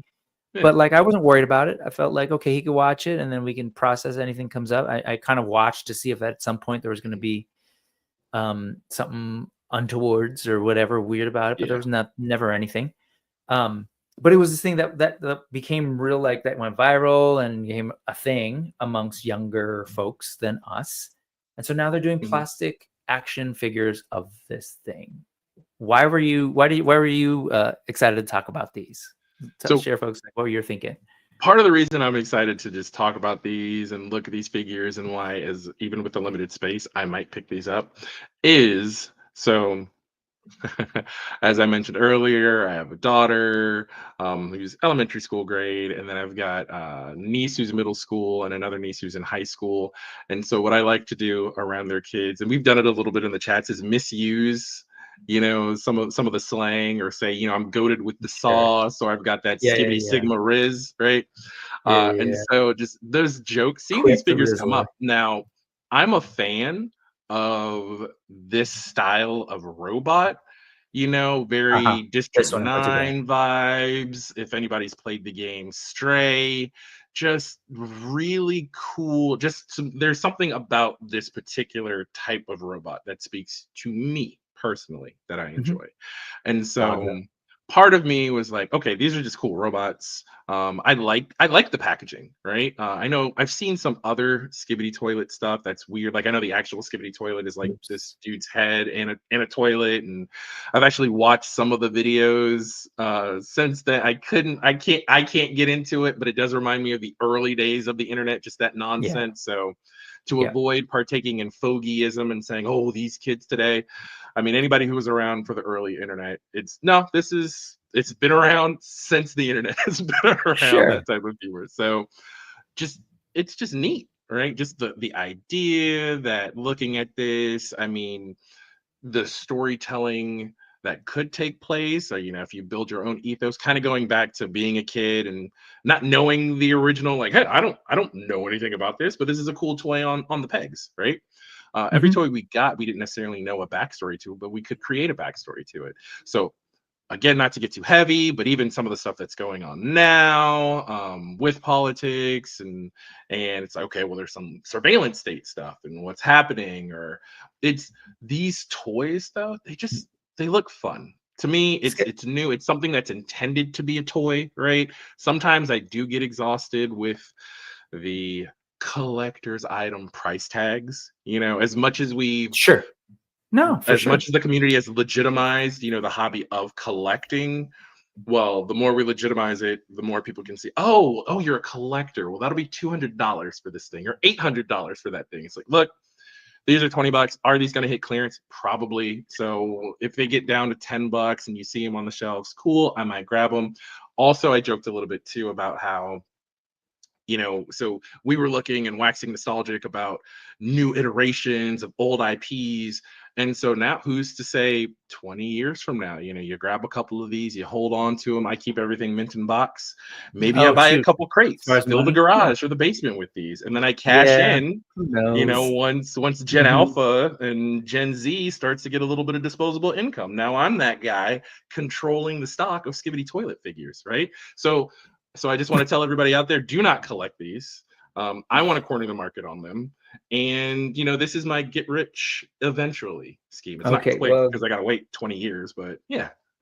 Good luck with that. We'll see how the world plays that out. I don't know if she's pulling an Elon, but yeah, I think initially when I saw these, well, first off, let's just go like folks are like, Kenzo's aware of it, but it's a little bit old too. It's a little bit late, which is interesting. It's like Kenzo's already saying, it's already cringe to my 11-year-old.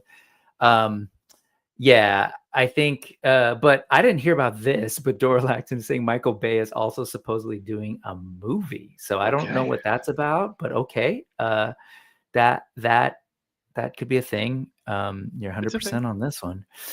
People will be employed. People will get paid off of making that movie. And so that is a good thing. Get in where you fit in. It's a great growing opportunity for people in the industry. Let's leave it at that.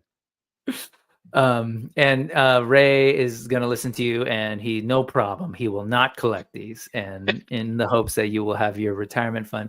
When I was looking at these, I was thinking, and some other folks on different Discords were like, oh man, could we use some of that stuff? To your point about like the District 9. I shared this with someone who's like kind of making kind of droids like that. Let me bring some of these up. Like, with clothing and soft goods, and then like either a camera for a head or like a real robotic, simple, thin neck kind of big, giant, boxy head kind of deal. And but then we started looking at other shots of how these are built, and the head connections are different. It's interesting. The company's name is Bonkers. That's for you, Adam, who says bonkers all the time. But they're built differently, I guess I'll say, from other figures. You could use them, but like, if it was just a simple like hole in the head, that would be maybe simple enough for people to customize. But all that to say is that maybe folks can use these for fodder for parts. Maybe there's going to be this massive I don't know, this large, whatever, new crop of young people who are like, oh yeah, collecting action figures is cool now because it's Skibidi. Maybe. But I think it's just cool. Like, I'm always into new IP, which is why I love the indies so much, right? Because they aren't afraid of trying new things. We just looked at Ninja Turtles, Motu, Thundercats. Like, that's cool. That's not going away, it seems, or at least some folks will never let it go away. Fine. But can we lift up some of the things that young people actually like maybe Skibidi Toilet, or Fortnite, or whatever it is that they're playing at the moment? Like, Marvel Legends, where's the Marvel Rivals stuff, right? Like, if they want to get in on and try and bring in a new crowd of toy buyers, I think there's an opportunity there. So anyway, I think they're cool. I mean, they're fine. They're not for me. I think they're interesting. I think there's some interesting parts there, but I just think it's fascinating to see people trying to make toys out of new things. That said, segue. Let's talk about making toys of things that like you and I growing up never got to see. Like anything that wasn't of the West, here's your military figures, here's your sci-fi stuff, or like if we got fantasy, it was like barbarians or European knights, or the concept of elves and dwarves. Like, that's cool. Got a ton of that, to the point where indies like Four Horsemen 10 years ago now created Mythic Legions, and it was pretty much just that. Here's some orcs, here's some dwarves, here's some elves and human knights in European garb. But Four Horsemen, along with companies like these, are now like recognizing, hey, there's other sources of inspiration, cultural inspiration, that we can use for fantasy. So I'm really excited by this. I've pre-ordered this figure. This is the Fancy Realm, the investiture of the gods. So like all this stuff based in, this is Chinese, right? Chinese sort of folklore, mythology, legend stuff, and fantasy. And just like those Joy toys and the Medi toys, they come with a crap load of stuff to make like your one figure go a long way in terms of like, bases and effects. And this thing has multiple arms and multiple faces. I've seen images of characters or whatever beings or lore like this, but not necessarily like familiar with this, but I never saw them as toys, right? And to kind of see this now, I'm totally here for it, and I'm gobbling it up, especially because not just because of the content, but the execution, look at the, like, you see like the articulations there, the like problem solving of like, how do we do a 3-faced character? Yeah, I Problem was gonna solving of say, how is do I that do, yeah. multi-face? Okay, that's neat. It is multi-faced. It sort of turns, and there's this, like, I wonder how that articulates and how that's handled, and I will find out.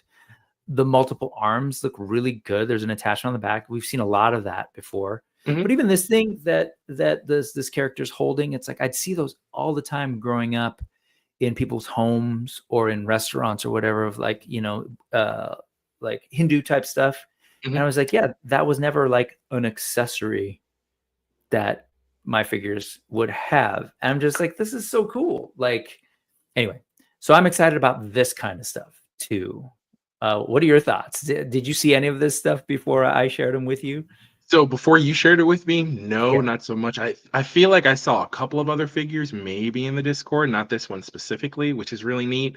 I mean, I mirror your sentiment of just getting exposed to folklore or mythos and religion from the East, learning more about their backstories. I know as a kid, probably because of Xena and Hercules, like those shows were popular at the time, right? I got real big into Greek and Roman mythology. I would just read about it all the time, and so but more recently, I think last year we chatted a lot on the Discord and things, right? Last year being like the year of Sun Wukong, like everybody 100%.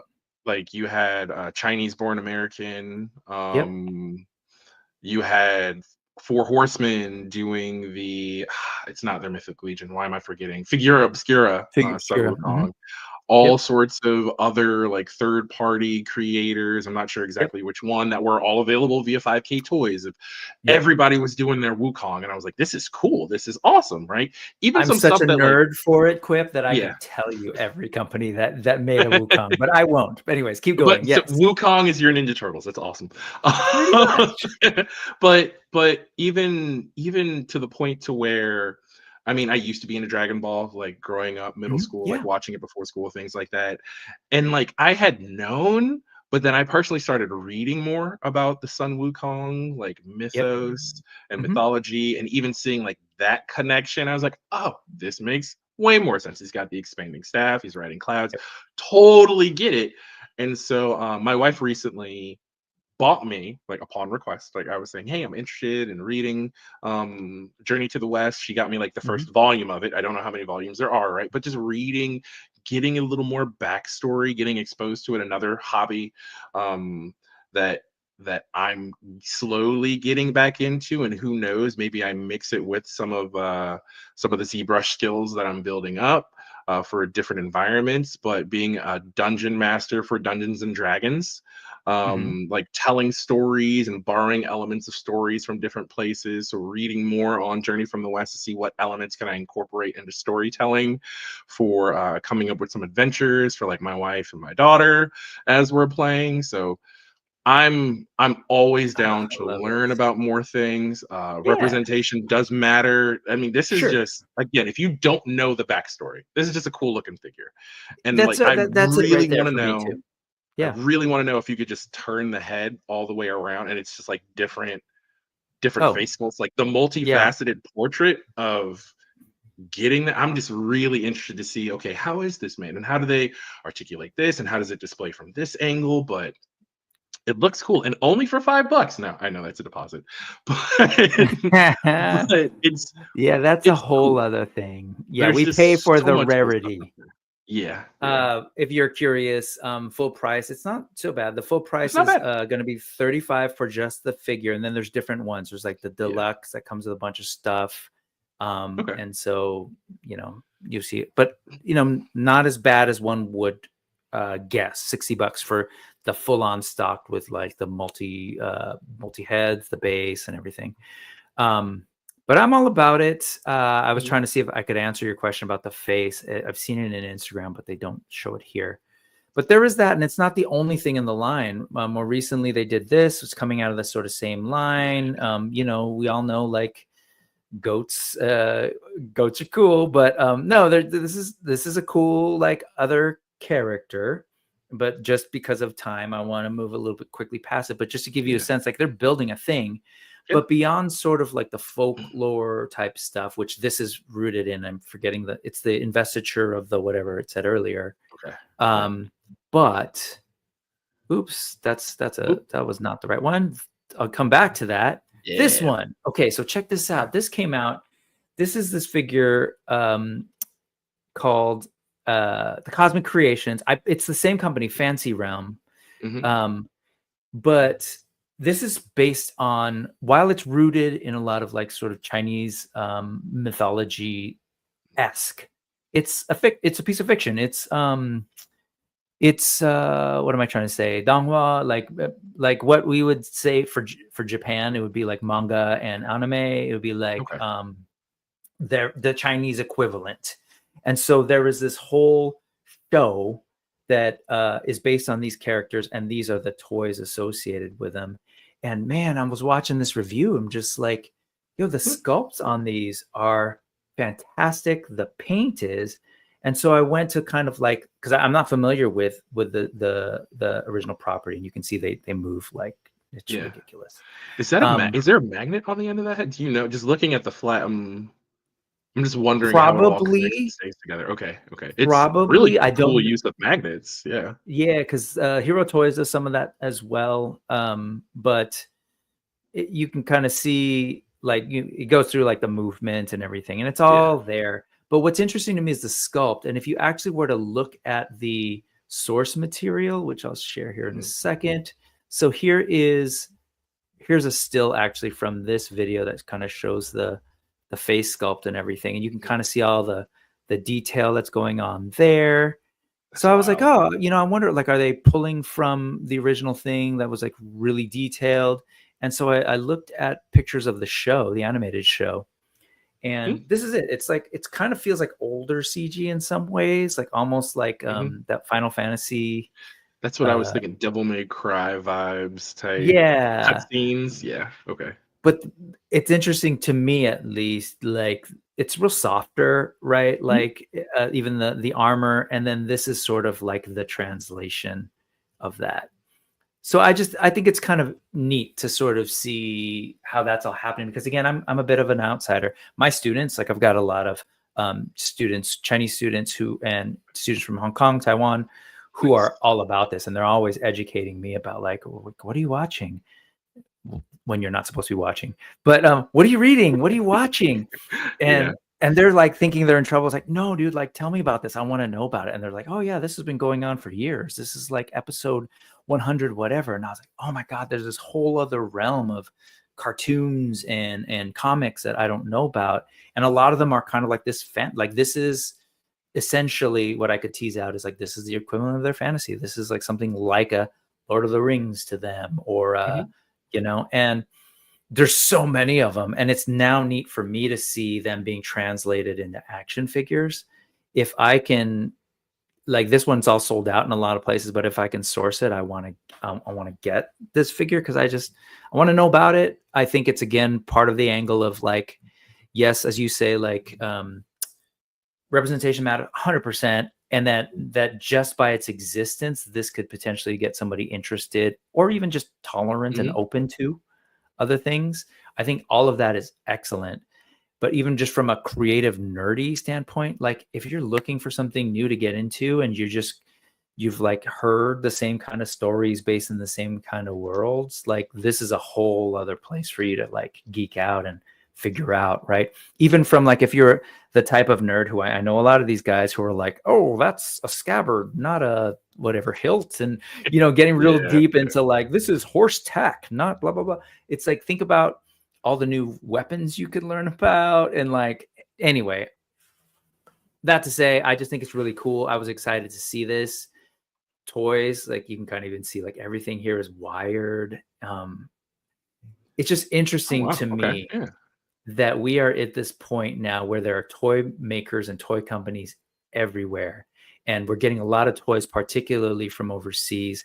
And I know the old narratives, like when I was growing up, just really weird nationalist kind of thoughts about like, oh, the Chinese toys are bad and they suck and they're knockoffs. Like whatever. But like fast forward to 2025, like you just can't say that anymore. Some of the best things like are coming out of it, and they're not like, I'd always hear like, oh yeah, they're just knocking off stuff from that we have here. They're making their version. It's like, no, they're making their version of their stuff, and to degrees of quality that are like just wild for me to wrap my head around. So anyway, I'm into this stuff, and just like, and don't get me wrong, I love Ninja Turtles. I love all that stuff, but like I also dove deep as a young person into that stuff, and I'm still into it. I watch from afar, but now I'm that person who's like, wow, there's this whole other world that I can get into. Like it's new and exciting for me, I guess, is kind of where I'm coming at. Well, I said it about turtles, but I mean, toys beget toys, right? Figures beget figures. And so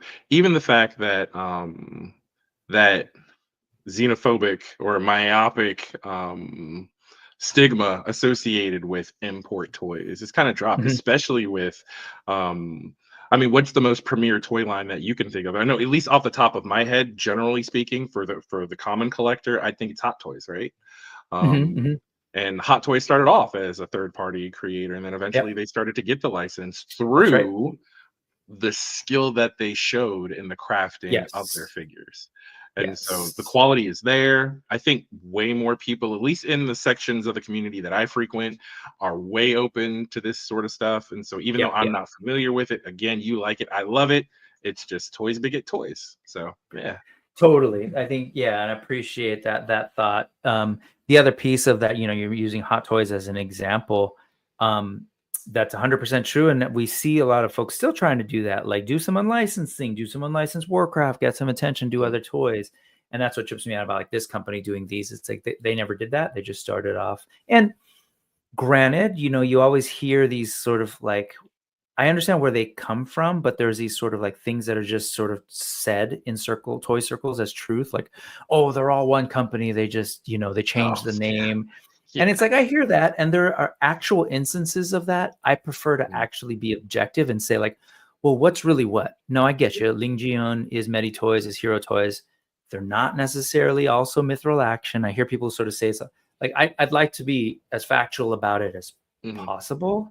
And where there's doubt or question, like, I'd just rather leave it as a doubt or question rather than say, oh yeah, they're all the same company. They're all ... always makes me a little itchy whenever I hear someone, oh, they're all just ... And I was like, oh, what's coming next? Anyway, that's fair. Cool toys. Let's go to something. Let's hover back real quick. I go by Brick something, and that comes from the whole Lego thing. Let's go back a little to oh, that's not the right one. That's my source of links. Let's go to this one, dude. Lego. Lego. Yeah. One Piece. Speaking of, so not only I think are folks being more open to like things like, oh, Chinese mythology, whatever. One Piece has existed and people all over the world have been into it. You mentioned Dragon Ball, same thing. Huge all over the world, especially Latin America. Right now, my kid, 11, and his older brother, 13, like them and their peers know way more about One Piece, Demon Slayer, My Hero Academia than who He-Man is or who Leatherneck / Zartan are. And arguably they know Luffy as well as they do Mickey. And I think we're seeing more and more of that. Like animes like consumption in the West has grown, and it's young people to adults. So when Netflix did their take on One Piece, I enjoyed it, and I'm glad that a lot more people, it wasn't like a lot of these live action adaptations where I think it resonated with a lot of people. And so now you have Lego, don't get it twisted, the largest toy company in the world, period. I love to say that because people don't necessarily realize that. It's a company that almost went bankrupt a while back, is now do One Piece game. They just put this teaser out. But in addition, oops, not that. In addition, what am I trying to say? Is it this? Nope. I'm all over the place, Quip. It's been one of those days. No worries. It's just my weird. Here you go. So this is stuff that's been out there It hasn't come out officially yet, but this is the information that's out there. We're talking this first wave of 5 sets in August. $30 set, $50 set, $80. This is all pretty much like standard Lego operating procedure for waves, where you get this range of prices. But then they are also doing an 18+ set, which is like relatively new since slowly past pandemic. We're seeing like a lot of new adult collectors in it. Before, you get an 18+ set as sort of like a one-off piece. Now, like with a line like One Piece, or like we're getting a full range of like smaller sets to 18+ sets, and it all comes out. There's this, and then there is also leaks of some of the bits and pieces. You kind of saw this piece teased in that little video thing. They've used this before. What's that? I said reaching for the hat down. I was like, oh, I wonder how they are going to do Luffy's arms. Okay, so reaching for the straw hat. And Lego heads will know, like, oh yeah, we've seen this for the Incredibles, for Mr. Incredible, and we've seen this same execution for Ms. Marvel. Okay, they've used that same sort of, like, it's a big sort of plastic thing that kind of, it's cool because it can, that the torso's hollow, so it actually can make a short end and a long end and stuff. Okay. And then we see Buggy, bits for Buggy. So this is super nerd stuff. It's been a while since I've been in the, what they call the AFOL circles, adult fan of Lego circles, looking at Lego news. But this is dangerous for me, Quip, because once I started getting back into figures, I was like, okay, I got to pause on that stuff. And now there's this, and I know my son and me, we've been going through a rewatch for me, a new watch for him of the entire series together. So we might end up spending some of this stuff.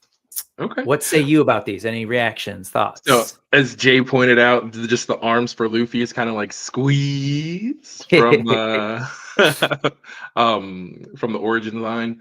But so I don't know a lot about One Piece. One thing I will say is, if you go back to the prices, missed opportunity to have every single one of those end in one, like 301 pieces, 571 piece, right? That would have been kind of neat.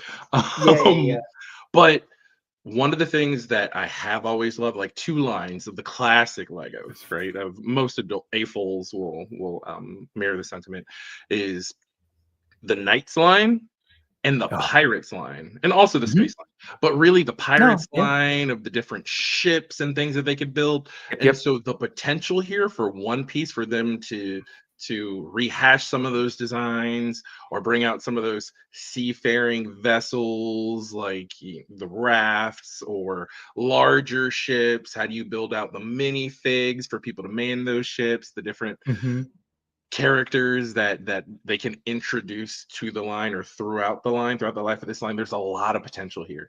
And so I think, is this specifically based on the Netflix One Piece, or yes, all right. So I mean, I can see the potential and the collectability, and how dangerous, how quickly this could become a quagmire that you're sucked into. And that wall behind you is your Star Wars vessels. And then just go ahead and start clearing out space for all your different One Piece, like your Pirates vessels, and even vessels that maybe aren't released under the One Piece licensing, but that you can still incorporate some of the older pirate lines into your display. So potential is definitely there. It's really cool stuff, and I'm excited to see more of these pieces. I don't know, generally speaking, you definitely know better than I do, the pieces, the piece to dollar ratio. I know there's been some consternation about how we're getting fewer pieces and the prices are going up. But price aside, piece count aside, I want to see more. I'm excited by what I've seen, and I want to see more. Yeah, same here. But regardless of how the sets are executed, the fact that they're doing it and we're sort of seeing anime kind of working, and of course not live action adaptations of anime worked into Lego as an IP, I think is kind of an exciting move. The closest we got to that was Avatar back in the day. And then there was also a line where they did sort of this mecha original IP line where they had like anime like faces way back in the day. But I also think that if folks know much about One Piece and sort of the storytelling and the kind of story they're trying to tell and kind of the values and lessons that are part of the subtext, all that stuff, I think it's actually a perfect line for Lego to do. I think it's very much like some very similar brand values, with some little things that are truly Japanese. Some maybe some of the sexuality and stuff might throw off some American audiences, but I'm excited for it. And these pieces to address your question around or your point around parts to dollar ratio or whatever. This has been essentially what it's been for a while. Like you can kind of see that the hundreds to the, like it's kind of hovered at that price. But obviously it has gone up in the past, but this is no different. If I'm paying attention closely to what it was, say in 2015, 10 years ago, it was roughly that. But not the best way to judge Lego sets, but you're right. Like it's a very, because there's small pieces and large pieces. Anyway, I'm excited about that. And then let's sort of start to wrap it up with what else did we say we were going to talk about? Oh, I know what. Okay.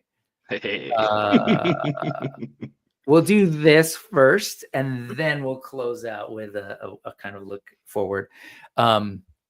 Bruce Lee, man, this was the figure that I've been waiting for. There have been a couple of attempts to do Bruce Lee. Super 7 did it more recently. Yeah. A couple of overseas companies have done them, and the scale's been different. Like for me, it has been off for me. The Super 7 ones were like, he just can't hit what Bruce Lee's supposed to hit in terms of pose. Yeah. This is Morphig / in art. Basically, they used to do Hot Toys, and now they're moving into the 112 space, or they used to do 1/6, then moving into the 112 space, and you can kind of see it with their soft goods experience. Clearly, that's looking good. That Game of Death tracksuit right there is beautiful. So there's this, and then there's another sort of where is it? Oops, not this. What I want to see to go with that Game of Death one is to see if they do a 1/6 Kareem Abdul-Jabbar. Give him the sweater with the footprint, like make that an accessory for the other figures, so you could swab it out. That would be dope. And I know I've talked with you about Filipino stuff before. Danny Inosanto, a person who trained with him and taught him Filipino martial arts, him being Bruce Lee, was in that film as well. And his daughter is Morgan Elsbeth from Star Wars. Who's wow, okay. And she's actually his goddaughter. I'm a Bruce Lee nerd too, like Bruce Lee history, and like I've been to all the places he's been to in Seattle and here in Oakland. So anyway, I'm just excited. I think it's a great looking figure. It's like we're getting toys of cool like properties, anime, like stuff from China, as alongside new versions of Motu, Thundercats, Turtles. Like the whole toy game is wild to me right now in this moment, and it's dangerous because like now I'm gonna probably be buying Lego alongside action figures. But just to see this character, this whole thing is big. And the reason I got really excited when you said Kareem Abdul-Jabbar was because I thought for a second, I shouldn't have doubted you, but you might go, what's her name from the Tarantino movie? Uma Thurman, but I forget her character. Yes. Yeah. The reason being is because I hear people say that all the time, and they're just like, hey, like, and I was like, oh man, do people not remember who this is? And let me give you a quick. It's an homage. Yeah, but people like think that that's what this stuff is. It's not Bruce Lee at all. They don't know. And so The Bride on Halloween. The Bride. Okay, sorry. Yes. It was bugging me. Yeah. Okay. This is me this Halloween. Nice. Okay. And I went to school dressed up as Bruce, and everyone thought I was the Bride. And I was so sad. I would be too. Yeah. But it's okay. Just share this just because, man, I want this figure, and But yes. You need a custom head sculpt of you to Oh, put God. on this. There you go. That is. Yeah, no, I just, man, it's a cool time we're in. There's all sorts of great toys happening. This whole martial arts thing I think is fascinating. This whole like looking at anime is great, which I think will probably be my not so elegant way of trying to slowly get back to this. Let's end here. Okay. Have you been paying attention to the Storm Collectibles line in general and the announcement of Storm Arena? I've been paying attention to Storm Arena. Okay. I know. What's more caught my eye is the Street Fighter Alpha figures, the Ryu and the Ken that are coming out. Yep. 1/12 scale versus their larger one. But this Baki being the first offering, kind of in that scale, really has got me even more amped for what it is they're going to do with the Alpha 3 Street Fighter license. Yeah. So, folks haven't been following. Storm Collectibles is a line of action figures that are large. I mean, this is Nightwolf from their Mortal Kombat line, and he is a large figure. And so, and the scale is always off, and they take forever to release figures from a line. So you have people who started with Mortal Kombat and have been waiting to finish like the main characters, and it's just never going to happen. Same with Street Fighter. And then along comes Jada, and they do Street Fighter. And people are like, hey, like, you know, moving away a little bit from waiting for Storm Collectibles to finish off. And because those figures are fantastic. Like, you know, we've heard a lot about them. I have a couple. I love them. No surprise. I have Fei Long because the whole Bruce Lee thing. And they're great. And so people wondered, like, oh, is Storm going to be done with this? And then, as you pointed out, they announced Storm Arenas. They said, we're doing Street Fighter Alpha. And they said they're going to be smaller, true 112. And we didn't know, like, okay, how much are they going to be? What are they going to be like? Then they announced they're not only doing Street Fighter, but they're doing Baki. It's anime that you're seeing here that I wasn't familiar with at all. It's an older one, too. And I just totally skipped my radar. And Darkstalkers, Capcom. Goodness. Yeah. So the big thing for me is, as I mentioned, they're making toys of everything. And admittedly, a lot of the toys that I shared that I'm into, like the Fancy Realm stuff, they're not the cheapest things. And I get it why people are like, I'm not into that. But here comes Storm Collectibles, who I think like is obviously paying attention to the market, seeing how people have responded to Jada Toys doing Street Fighter and selling those figures at Target and wherever else for $25, saying, okay, we're going to do Storm Arenas. And because it's Storm, you can get them only through Big Bad Toy Store. $25 only, like, Big Bad? I didn't realize that. I didn't realize Storm only. Okay. Storm Collectibles a couple years back announced that, like, oh yeah, the place to get them in the United States is through Storm, is through them. You can find other people importing them for sure. That's still like there, but it's the easier, more guaranteed way is to go through here. And usually the import stuff isn't that much cheaper. All that to say, though, is that usually, you know, we're seeing, if anything, Big Bad Toy Store having a little bit of a markup on Storm figures compared to what's happening overseas. A little bit. But if this is $24.99, like this is at Big Bad here in the United States, like clearly they're trying to go toe-to-toe with a Jada and a lot of like retail figures, period, in the United States, right? Those Skibidis are like $20, right? So you go $5 more and you've got a relative, like a pretty highly articulated figure. If you take a look at some of this stuff going on here, and I'll try and find some other pictures that I used for like the thumbnail for today, but like they have him completely like bent over doing like awesome, you know, full on Muay Thai kicks. So yeah. It's a trip to me to think that these are going to be coming out $25. The folks who want to be cautious are saying, well, these are just prototypes. Let's see what they actually look like. I wonder if they can achieve this level of paint at $25. What's the plastic going to feel like? Fair enough. But for them to make an offering of something like this at $25, and of course, we'll see what the final product looks like, I think is kind of a big deal for toys. What are you thinking? I'm hoping they bring their A game. I'm hoping Storm really kind of pauses for the cause and thinks about some of the criticism that they've received with the Street Fighter line, or Mortal Kombat, or I know even me personally, I'd love to see them actually finish out the Streets of Rage 4 line that Adam Hunter just dropped. And so one of the big criticisms of Storm is it takes forever, whereas Jada Toys, has it been 2 years and they've functionally shown prototypes for the entire line of Street Fighter 2? Right. Versus how long it's taken them to get through the Street Fighter license. Now, don't get me wrong. My mind's eye version of Sagat is definitely the Storm Collectible. Storm Collectibles brutes, they're giant figures. That Balrog, I can't tell you how many times I've added that to cart and said, just walk away. Just walk away from my phone. And it's they're large characters, they do well. And but Jada's like your average size characters or your smaller characters, I feel like they do a little bit of a better job.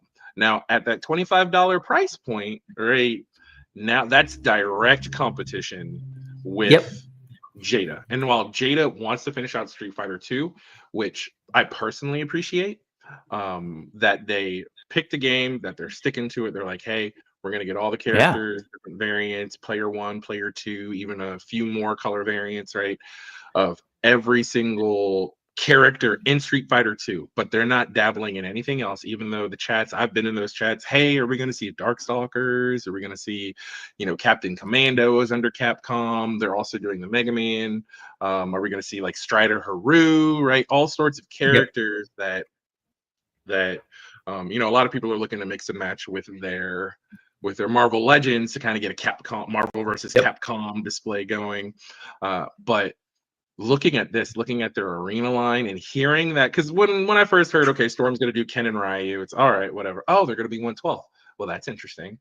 Oh, and that's assuming that it's the same price point and that they remain at this price point, and it's not just to try and get that initial buzz to suck people into the line, and then they'll just jack up, the price to say, well, you're in the line now, so you got to keep collecting it. To reference that completionist bug that some of us might catch, but that potential is there. Right there, it sounds like okay, they're going to give some offering. Hopefully, it's still got the same. They're able to still do these paint apps and have the same quality as has been in their larger releases. That they're able to maintain that QC. Because one thing from Storm, even though the criticism has been, it takes them a while to release a bunch of different characters and they jump from property to property to property. I haven't heard anybody complain about the actual QC of the figure, right? Like once they get a figure, I don't know, maybe that's part of the game, is make them wait so long that they're just so thankful for it once it actually arrives at their doorstep. But it does seem that people look at that guy. It's rad. And then the mixture of, harder plastics in order to mimic. I mean, it's not full blown soft goods, but it's bendable, it flows. Just looking at the figures, I have not heard anybody complain about QC. So hopefully that remains the case with this arena line. And they're able to really get something going. And maybe they hear the people clamoring for Alpha 3 and they said, hey, well, we've got this license, let's go ahead and do it. And hopefully they carry it through to completion, similar to what Jada has done with Street Fighter 2. But this again goes back to the toys beget toys, right? Of other people coming into the field and kind of edging in on what you thought you had sole proprietorship over this IP and creating these toys. Now healthy competition, right? Which is why I really appreciate the indies or the smaller toy makers just giving it the good old college try and putting out the best that they can do so that other companies see and hear the fandom for those smaller companies. And they say, you know what, we can step up our games. So this is a healthy competition. This is one of the perfect examples of healthy competition begetting more and better figures and greater collecting opportunities. Well, let's take a look, because I know there have been some questions here. So Brian Brink is saying, wow, $25, are they still squishy? So referring to the sort of squishy, there's like an under frame or like an armature under this guy of plastic joints and stuff, and then they're squishy, not just the clothing, but actually his torso. We don't know, but I suspect, given looking at this, they're not, because There's an ab cut right here, which is, again, the kind of thing that gets hidden by that squishy usually intentionally. Like, and so it looks like they're going for straight up, like, you know, kind of like more common production style. Ab crunch here, maybe a ball joint. So I'm assuming, and then this is a butterfly. So you got to like do a lot of extra work to build an armature that can have the butterfly and then have another squishy thing on top. I'm assuming that not. So who knows? We won't know till they come out. But I suspect they're just trying to literally go like, oh, folks, like, you know, whatever, G.I. Joe Classified, Street Fighter, like they love that build. Okay, well, let's see if we can kind of tap into that market and work alongside that market. See if we can, you know, get some of those dollars by doing something similar at $25. But you do see, like, you know, some of the things that they've got going on in terms of movement. Like you can tell they're looking at what's out there and what, you know, what, again, I think Jada Street Fighter can do, and they're doing the butterfly. They've got a neck that can move here. You've got this cuts. And then I was kind of showing them while you were talking, but the poses that you can hit, the double jointed knees. Some people aren't big fans of the way they do knees. I have no issues with it. It looks cool. It's still like, and very true to the aesthetic of the prop. This is just awesome. You know, like his yoga instructor would be proud of the flexibility. But, you know, I think it's going to be interesting to have someone playing in the space selling figures for $25. So anyway, I'm excited for this. And of course, as you pointed out, this is the one that I think a lot of people are excited about. They're Storm Arena Alpha figures that are going to be coming out. I think they're looking really good. I can't wait to see Darkstalkers done. So I don't know. Brian's pointing out some things, like Storm has also been criticized in the past for not wanting to do women figures. Doesn't surprise me. They've done quite a few. That's the other thing. It's like they may not want to, but King when of the they Fighter, do, they've had a couple of female figures drop. So okay, or women figures. Golden Axe, they did it. You know, I mean, like they're doing them. Like Street Fighter, they've done them. You know, I know people say like, oh, they don't do them enough. What was the other one that I was thinking? Oh, even Darkstalkers, like their first Darkstalkers. Morgan, is Morgan. So, well, I think they did.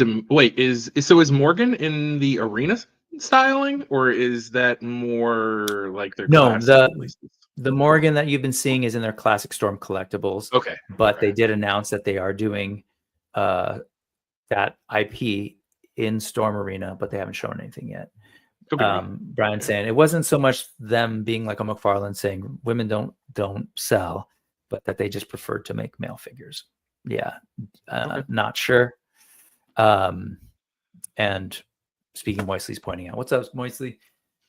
They've done other, you know, all sorts of characters from other games, fighting games. Anyway, that's, to me, it was like kind of full circle. It's like we're talking retail figs. Oh my God, TMNT's like not only doing is not only a retail friendly line, nostalgic line, but they're being picked up by these kind of artsy, collectible, not cheap JoyToy and Medi. Then we looked at the other end with Thundercats, like very much a retail line, but still doing some really cool, innovative stuff. We're seeing freaking One Piece and Lego. We're seeing, you know, Chinese graphic novel stuff or comic stuff and animated stuff. We're seeing Chinese sort of folklore, mythology, and action figures. And then this is kind of like that interesting bridge of like, you know, pop culture. Street Fighter is very much a thing that is incredibly popular, but being sold at retail prices. That's the thing that trips me out about this line. So I wonder where this goes. Like, I wonder if we could get more lines to hover at that $25 price point and have the same level of quality and articulation. I think obviously this is a unique thing, and thank you, Jada, because I do think that them coming on the scene and making the types of figures that they did is definitely pushing people to rethink what they can do for $25, and we're seeing it now. So anyway, man, Quip, thank you so much for hanging out today, man. It was really cool to hang out, and you know, thanks for having me. I wish I was a little bit, like, normally it's a little bit tighter and stuff, but thank you for hanging out and, you know, pardoning my mess, as you know, there are things happening. So thank you to everybody who was watching as well. And I know a lot of people came specifically to hang out with you because everyone was excited to see your on-screen debut. So do you think, did it go well? Will you be doing more? And can some of these people who I know have channels hit you up to hang out? Sure. Yeah. Hit me up in the Discords. As you mentioned earlier, I don't really have a lot of other social media presence, like Instagram, Facebook, anything like that. But I'm in the Discords. I'm in the GDL Discord, Toy Migos, Toy Enablers, and what's the other one? Oh, Preternia. Yeah, I hang out in the Preternia chat as well. Yeah. But those are the 4 main ones that I hang out in. Great seeing everybody, or great chatting with you, right? Again, appreciate the opportunity to come on, chop it up with you. This has been fun. It's been great. Feel free to reach out to me again if you would be so kind. I don't want to invite myself back, right? But if you feel like it went well, always feel free to give me a buzz, give me a shout, and see if you want me to hop back on and chop it up with you. Yeah, I would absolutely love to have you back and come through. Before I forget, I totally was like down by there. If you're watching this now on the replay, I will have the links to everything that we saw up at that sort of QR code over there. And then there's a URL scrolling across the bottom of the screen. Thank you, Thanos, for usually really helping me out with that, but I was not at all prepared for him today. So I tried to drop in links and I realized towards the back half of the show, I wasn't doing it for the live folks. So if you want to come back, you can check that out. Allison saying lovely time. Please come back. Quip, Derek Hoover. Thank you. Love what you did, but also this was a freaking delight. Agreed. So it is now that 6 o'clock on the West Coast, 9 o'clock on the East Coast. I know where a lot of these folks are going to be going next. Studio Henge Kenten, by the way, I brought one of his things up, but I didn't get to properly say hello. Hello, sir. And thank you for hanging out. Another artist in the community that has motivated me to, dust off the artistic skills. So it's great seeing everybody in the chat. Yeah. All right, folks. I hope everybody has a great week. I hope people are hanging in there. I've talked to a lot of our friends online, and I know a lot of us are struggling at the moment. So, check in with each other, hang out. As a lot of people in Star Wars like to say, rebellions are built on hope. So we need hope. Enjoy your toys, though, in the meantime. It's fun to escape as well. So, Quip, thank you so much for hanging out. Thank you, everybody, for watching. This is where I drop the beat. Yeah. And say goodbye. So thanks, Quip. Thank you, everybody. And then I'm supposed to fish for something because I'm supposed to press a button. Oh yeah, here it is. Thank you, everybody. Thank you for watching. Have a great week. Bye-bye. GDL's up. Yimbo's up. Hella Dope is up. Go watch something good. Bye.